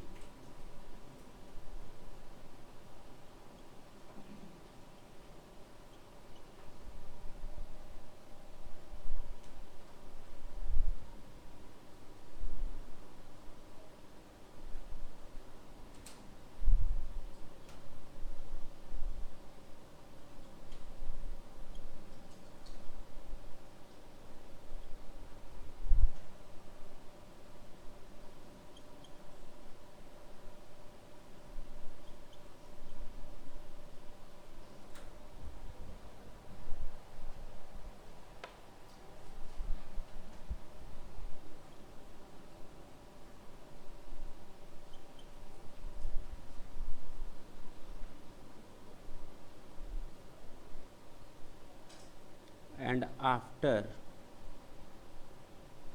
giving notice to AO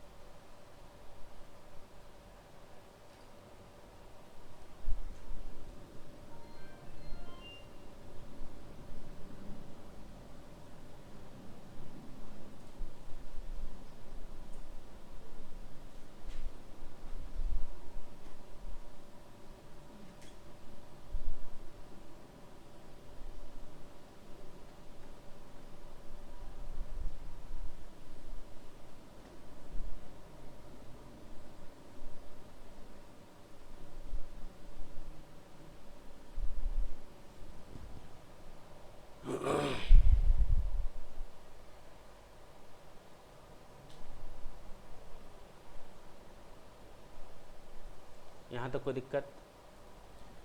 If income invested in prescribed manner for a specified period but due to certain circumstances beyond the control of the SSE was not capable to use those accumulated fund for approved purposes, and after giving notice to AO with reason and after permission, he can be allowed to use that fund for other purposes, but such other purposes should also be in conformity with the main object of the trust. लेकिन AO allow तो कर देगा, कभी भी AO allow नहीं करेगा कि आप इस पैसे को किसी दूसरे ट्रस्ट को डोनेट कर दो, किसी दूसरे इंस्टीट्यूट को पे कर दो, केवल एक रीजन के कारण दे सकता है। अब जब ये मेन ट्रस्ट डिसॉल्व हो जाए तो इसका पैसा कहाँ जाए? अगर ये मेन ट्रस्ट डिसॉल्व हो जाए, जिसको यूज करना है, जब वो है ही नहीं, खत्म हो रही है, तो आखिर इसका पैसा कहाँ ले जाए? तो AO इस पैसे को किसी दूसरे अप्रूव्ड इंस्टीट्यूशंस को ट्रांसफर करवा सकता है, केवल एक केस में, अदरवाइज कहीं भी उसकी परमिशन नहीं। इसी के आगे लिखेंगे, हटाएं इसको।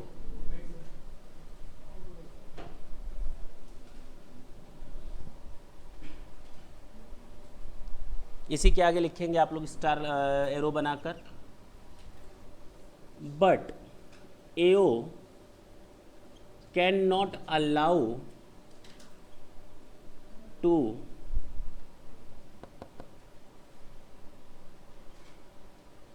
पे accumulated fund to any other institution or trust.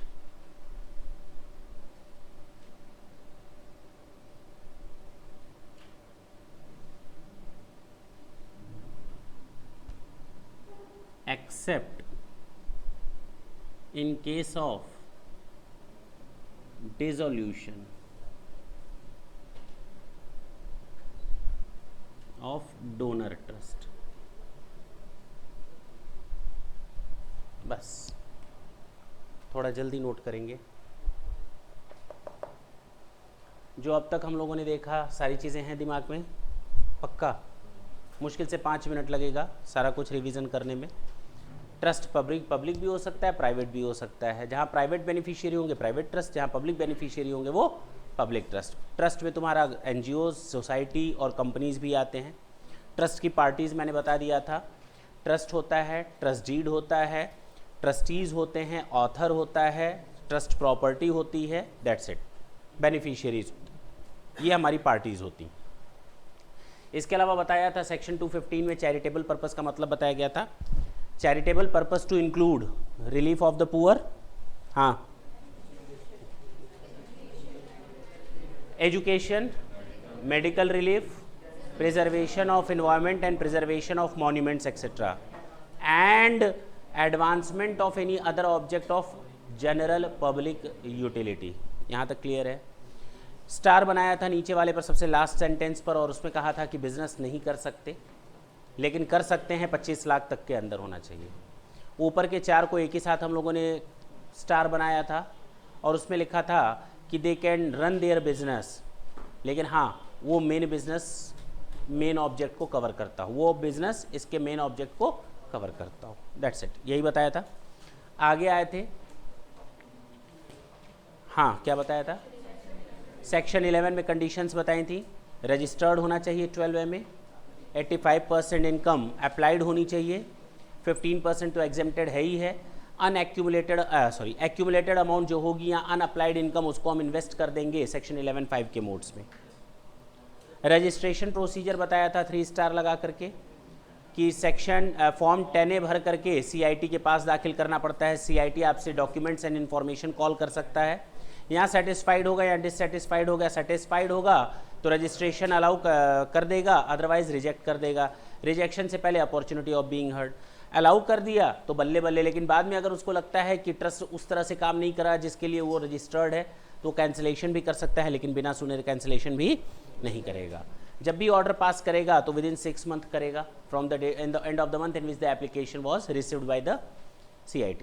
Clear? पक्की बात। इसके बाद बताया था 85% इनकम के बारे में, 85% इनकम के बारे में कि जो 85% इनकम है वो हमें यूज़ करनी होती है, लेकिन अगर शॉर्टफॉल हो गया तो शॉर्टफॉल को हमें 11(5) के जो मोड्स दिए हुए हैं वहाँ हमें इन्वेस्ट करना होगा। पक्की बात है। हम अगर कोई कैपिटल एसेट भी खरीदते हैं तो भी मान लिया जाएगा कि हमने अप्लाई किया इनकम, डेप्रिसिएशन हम क्लेम कर सकते हैं। अगर हमने 11(5) में कहा था हम इन्वेस्ट करेंगे, कर दिया, अच्छी बात है, और उस पीरियड और प्रेस्क्राइब करते हुए, पर्पस और पीरियड को प्रेस्क्राइब करते हुए हम मोड्स बताएंगे कहाँ हम पैसा लगाने जा रहे हैं और हम अपना पैसा लगा देंगे मीनवाइल।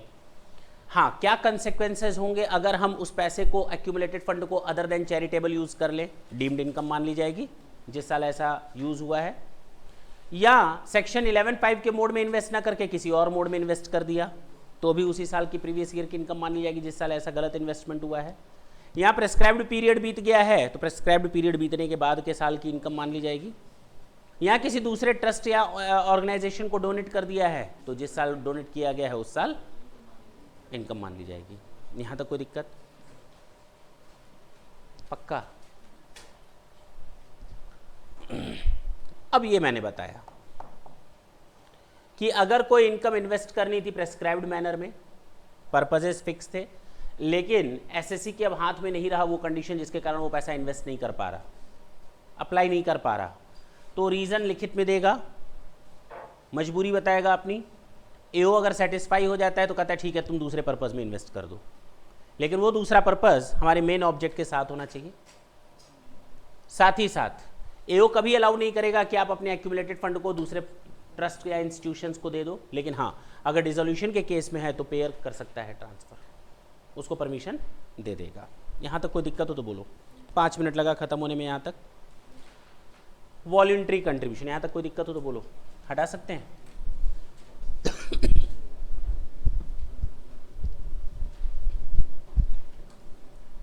ट्रस्ट को जो इनकम होती है कभी कभी वॉलंटरी कंट्रीब्यूशन देने वाले भी लोग आ जाते हैं। वॉलंटरी कंट्रीब्यूशन का मतलब स्वैच्छिक अंशदान, अपने मन से अंशदान करना। वॉलंटरी कंट्रीब्यूशन, इधर देखें बहुत इंपॉर्टेंट पॉइंट है, वॉलंटरी कंट्रीब्यूशन। अब ये वॉलंटरी कंट्रीब्यूशन 2 तरीके से आता है। देने वाले ने स्पेसिफिक डायरेक्शन दे रखे हैं कि ये पैसा यहाँ यूज़ होगा, ऐसे यूज़ होगा, या देने वाले ने कोई डायरेक्शन नहीं दिया कि ये पैसा कहाँ ले जाना है, कैसे करना है, उन्होंने मेरी मर्जी के ऊपर छोड़ दिया। अगर विद डायरेक्शन दिया है तो 100% एग्जेम्प्ट होता है, और कॉपस ऑफ द फंड मान लिया जाता है, यानी ट्रस्ट का फंड मान लिया जाता है अपना। और स्पेसिफिक पर्पस, जैसे कैपिटल नहीं लगाते हैं डायरेक्शन के साथ, 100% एग्जेम्प्ट है, कोई टैक्सेबिलिटी नहीं है। बोलो भाई, इसका मतलब 85% वाला रूल लगेगा या नहीं? जब 100% माफ है तो 85% वाला रूल कर क्या लेगा? हाँ या ना? इट मीन्स 85% वाली कंडीशन इज नॉट एप्लीकेबल, क्योंकि 100% माफ है। बोलो ना। लेकिन अगर विदाउट डायरेक्शन है,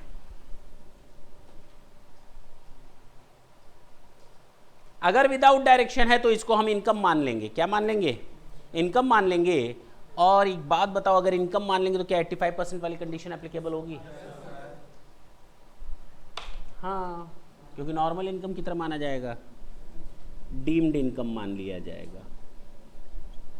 इसका मतलब 85% वाली कंडीशन विल अप्लाई, यानी इसका अगर 85% यूज़ कर लिया तो पूरा माफ़ हो गया। ये भी तो यही मतलब निकला। जबकि अगर इसको अगर हम बंद कर दें और तुम लोगों से ऐसे ही पूछते तो तुम लोग का जवाब बिल्कुल उल्टा होता, गड़बड़ होता। इसको बंद कर देते तो अगर विद डायरेक्शन है तो कॉपस ऑफ द ट्रस्ट मान लिया जाएगा, फंड मान लिया जाएगा। डायरेक्शन के साथ है 100% माफ़ है। जब पूरा माफ़ है तो 85% वाली कंडीशन अप्लाई नहीं होगी। लेकिन अगर विदाउट डायरेक्शन है तो इनकम मान ही ली जाएगी और साथ ही साथ 85% वाली कंडीशन अप्लाई हो जाएगी। थोड़ा जल्दी करें।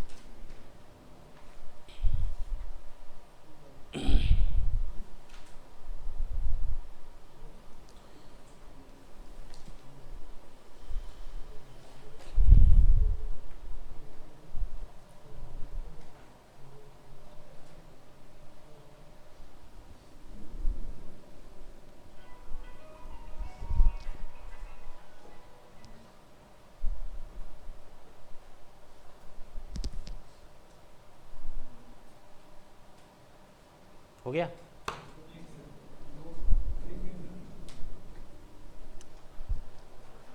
लिख लिया?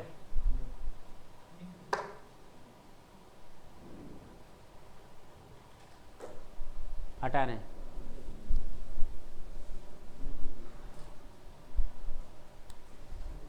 Following incomes are not eligible to get exemption.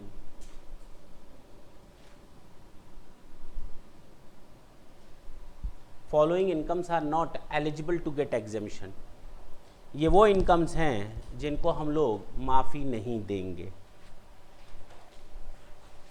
बहुत ही आसान है, पढ़ना कुछ नहीं है, केवल लिखना है, 5-6 लाइनें हैं। पार्ट ऑफ द इनकम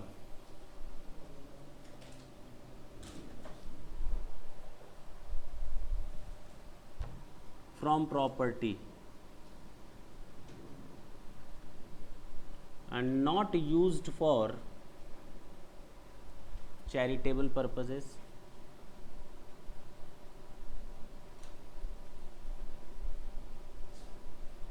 ढंग से सुने मैंने लिखा क्या है, वर्ड यूज़ किया है, यानी जितना हिस्सा चैरिटेबल पर्पस के लिए यूज़ नहीं करेंगे उसका एग्जेम्पशन हमें मिलेगा ही नहीं, माफ़ी नहीं मिलने वाली। जितना हिस्सा, सारा नहीं।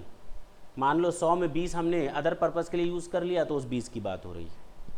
Part of the income from property not for public benefit या charitable purposes. If trust is for particular religious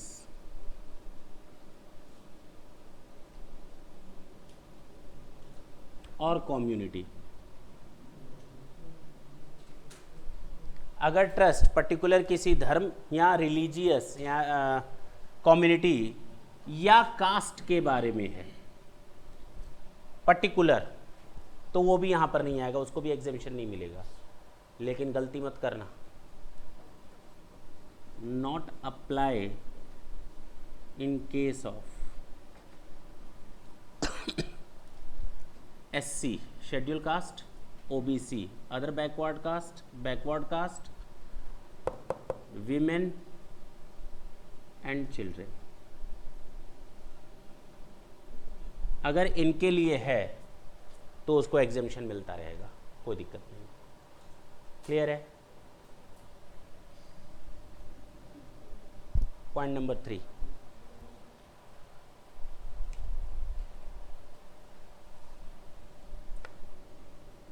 any part of the income of trust is used to provide benefit to specified persons under section 13(3). अगर आपने अपनी income का use किया है particular किसी specific person को जो रेफर्ड है 13(3) में उसको देने में, तो जितना हिस्सा आप उसको बेनिफिट देने में करेंगे वो एग्जेम्प्ट नहीं होगी, उसको उस पर ये सेक्शन एप्लीकेबल नहीं होगा, एग्जेम्पशन का बेनिफिट नहीं मिलेगा। क्लियर है? कौन से पर्सन रेफर्ड हैं 13(3) में? ट्रस्टी, ऑथर, फाउंडर, बोलो ना, या उनके घर के लोग, फैमिली मेंबर, स्पाउस, ये सारे लोग सेक्शन 13(3) में यही लोग मेंशन्ड हैं। क्लियर है? लेकिन इसमें भी खास बात है, but if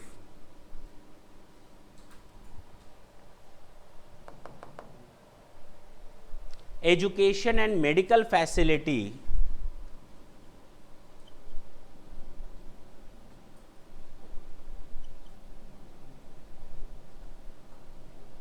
is provided to person referred under section 13(3), then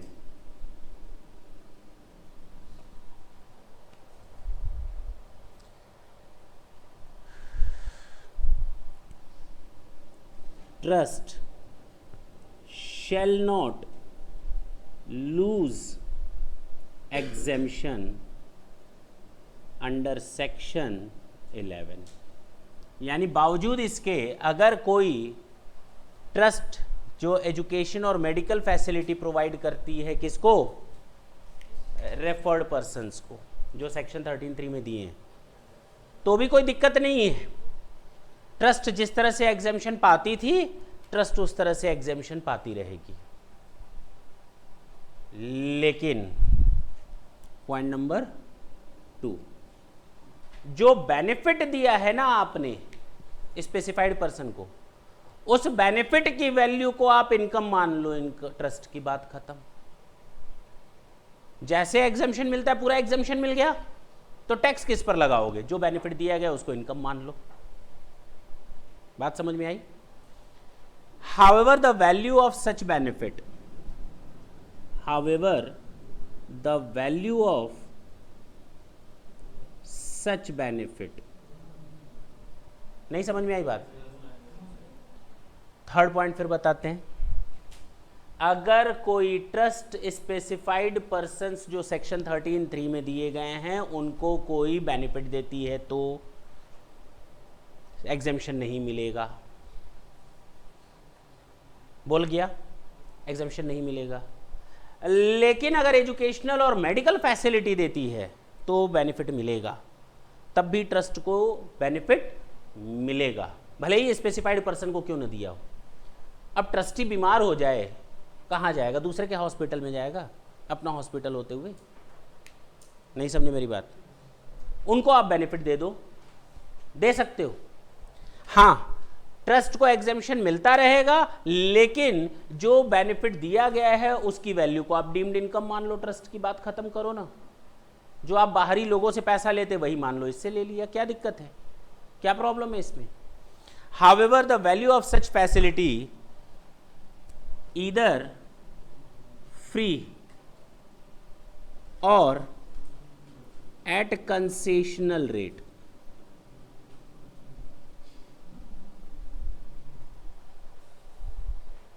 would be deemed to be income of the trust, would be deemed income of trust। और सबसे बड़ी बात जो इस पॉइंट में आकर फंसती है, क्या 85% का बेनिफिट मिलेगा? क्या 85% का इस इनकम को इनकम मान लिया, अब इसका भी 85% यूज कर लिया स्पेसिफाइड पर्पस के लिए, क्या छूट मिलेगी? नहीं मिलेगी। And no any exemption of section 11 is to be given on that deemed income। पक्की बात है ना?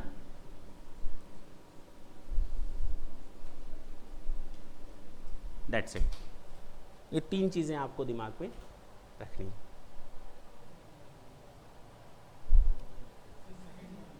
मैं तीनों बताता हूँ फिर से, क्यों टेंशन ले रहे हैं? पहले नोट तो कर लें।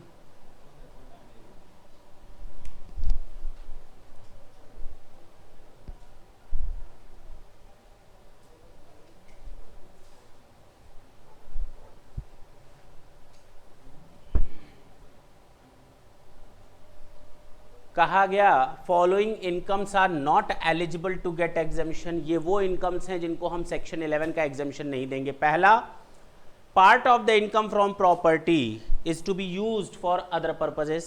पहली चीज तो जो इनकम अदर पर्पजेस के लिए दी गई है, यूज की गई, उसकी क्या है कि छूट, उसका काहे का एग्जेम्पशन।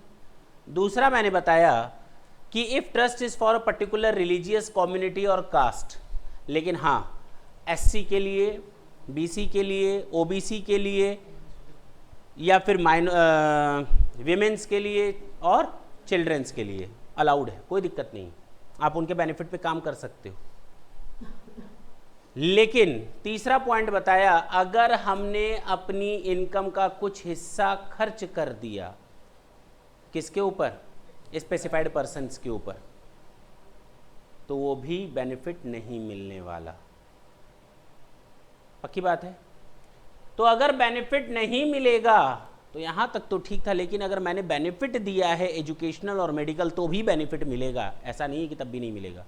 अगर आपने एजुकेशनल और मेडिकल बेनिफिट दिया है अपने रेफर्ड पर्सन को तो भी मिलेगा, बशर्ते पहला कि trust shall not lose any exemption benefit, और दूसरा कि जो भी उसको बेनिफिट दिया गया उसकी वैल्यू को आप इनकम मान लो और उसको सेक्शन 11 में आप छूट मत दो, पेनाल्टी अपने आप लग गई। पक्की बात है, नोट कर ले। एक वर्ड आएगा लास्ट में, लास्ट पॉइंट है, हटा सकते हैं, जल्दी नोट करें।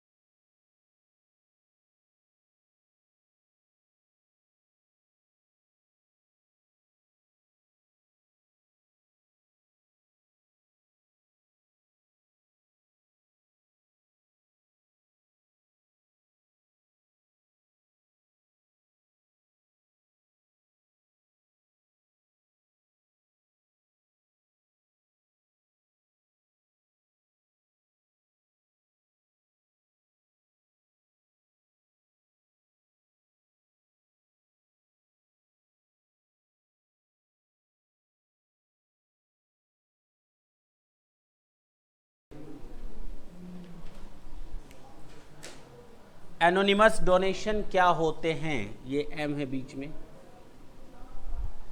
एनोनिमस डोनेशंस क्या होते हैं? जब हमको कोई डोनेशन मिला और मैं नहीं चाहता कि किसी को पता चले कि मुझे डोनेशन कहाँ से मिला। वो तो अपना नाम तुम नहीं बताओगे तब उसको कहते हैं सीक्रेट डोनेशन।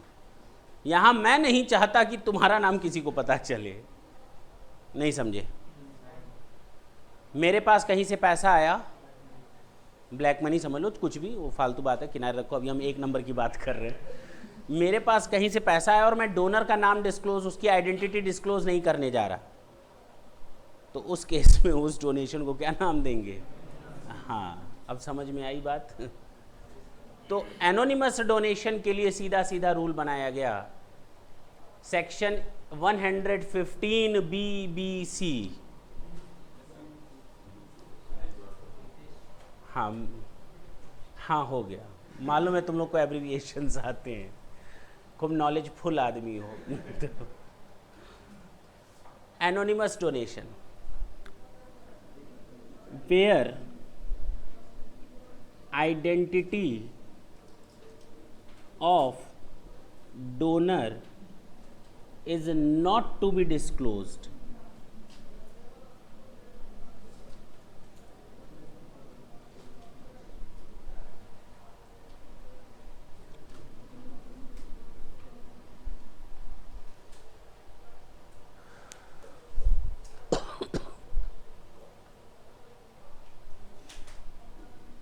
और person receiving this voluntary donation, आखिर है तो voluntary,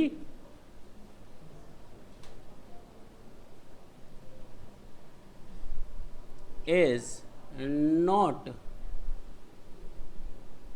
person receiving this voluntary donation is not maintaining records।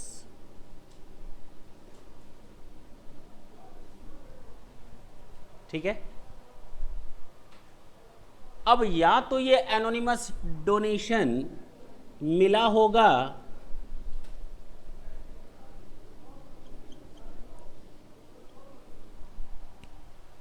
%100% religious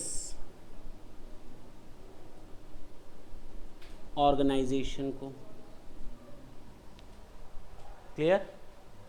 या तो ये एनोनिमस डोनेशन मिला होगा 100% चैरिटेबल ऑर्गेनाइजेशन को, बोलो ना। या तो ये एनोनिमस डोनेशन मिला होगा partly religious and partly charitable organisation को, बोलो ना। तो कहा गया ये 100% माफ है। लेकिन इन दोनों केसेस में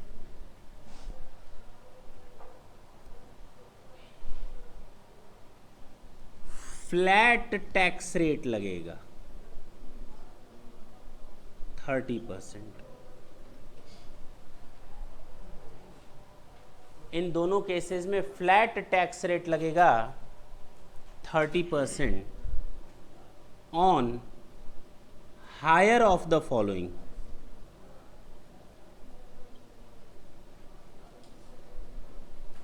₹1 lakh, and second 5% of total donation।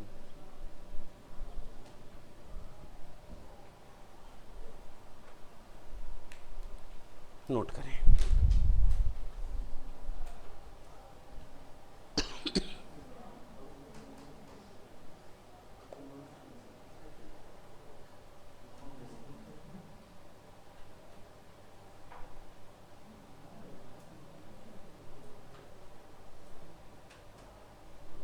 Clear है?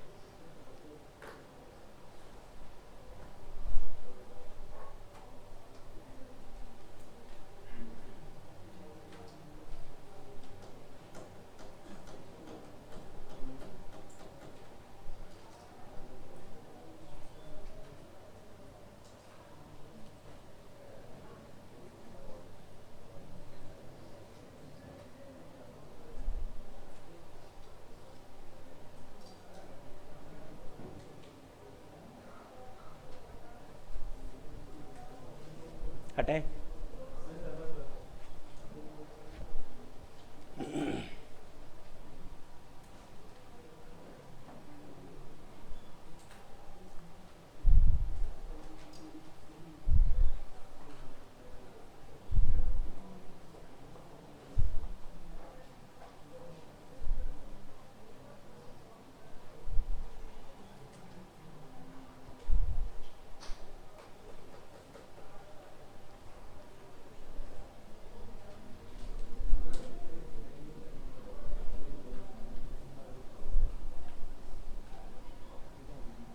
The last point of this topic,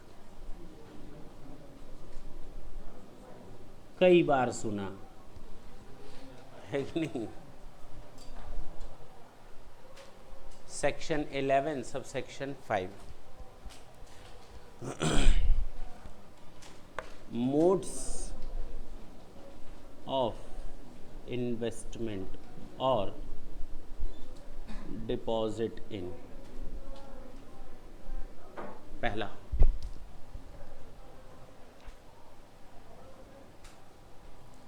सुने,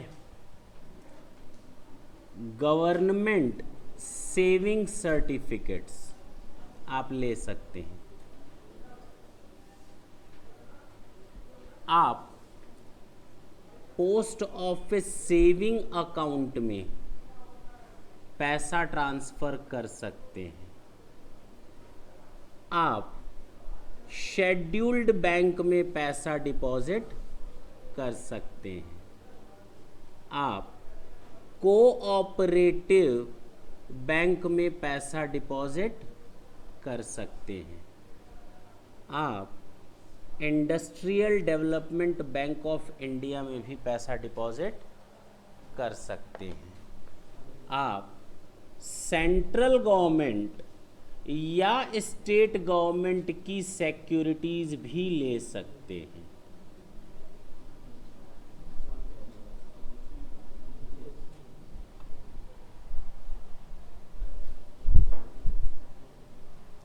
आप पब्लिक सेक्टर कंपनी में भी इन्वेस्ट कर सकते हैं। कुछ रेस्ट्रिक्शंस हैं, फिलहाल वो तुम लोगों के लिए नहीं है, विद रेस्ट्रिक्शंस, ठीक है ना, विद कंडीशंस। मैं यहाँ कंडीशंस आप लोगों को नहीं बता रहा।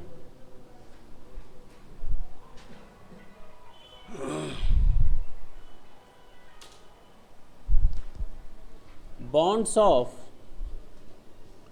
Approved financial corporation,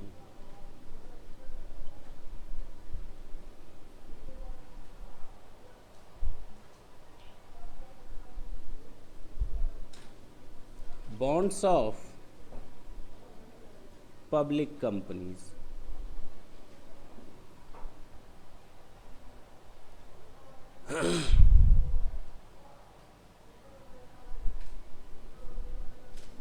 Providing long-term loan for construction or acquisition of house. एक दो और हैं, फिलहाल ये ध्यान रखें आप लोग, ये स्पेसिफाइड मोड्स हैं सेक्शन 11 सब सेक्शन 5 के। यहाँ तक कोई दिक्कत? बोलें। एक बार शुरू से देखें, फर्स्ट पेज से देखें, कहीं कोई डाउट हो तुरंत पूछ लें, otherwise the topic is over.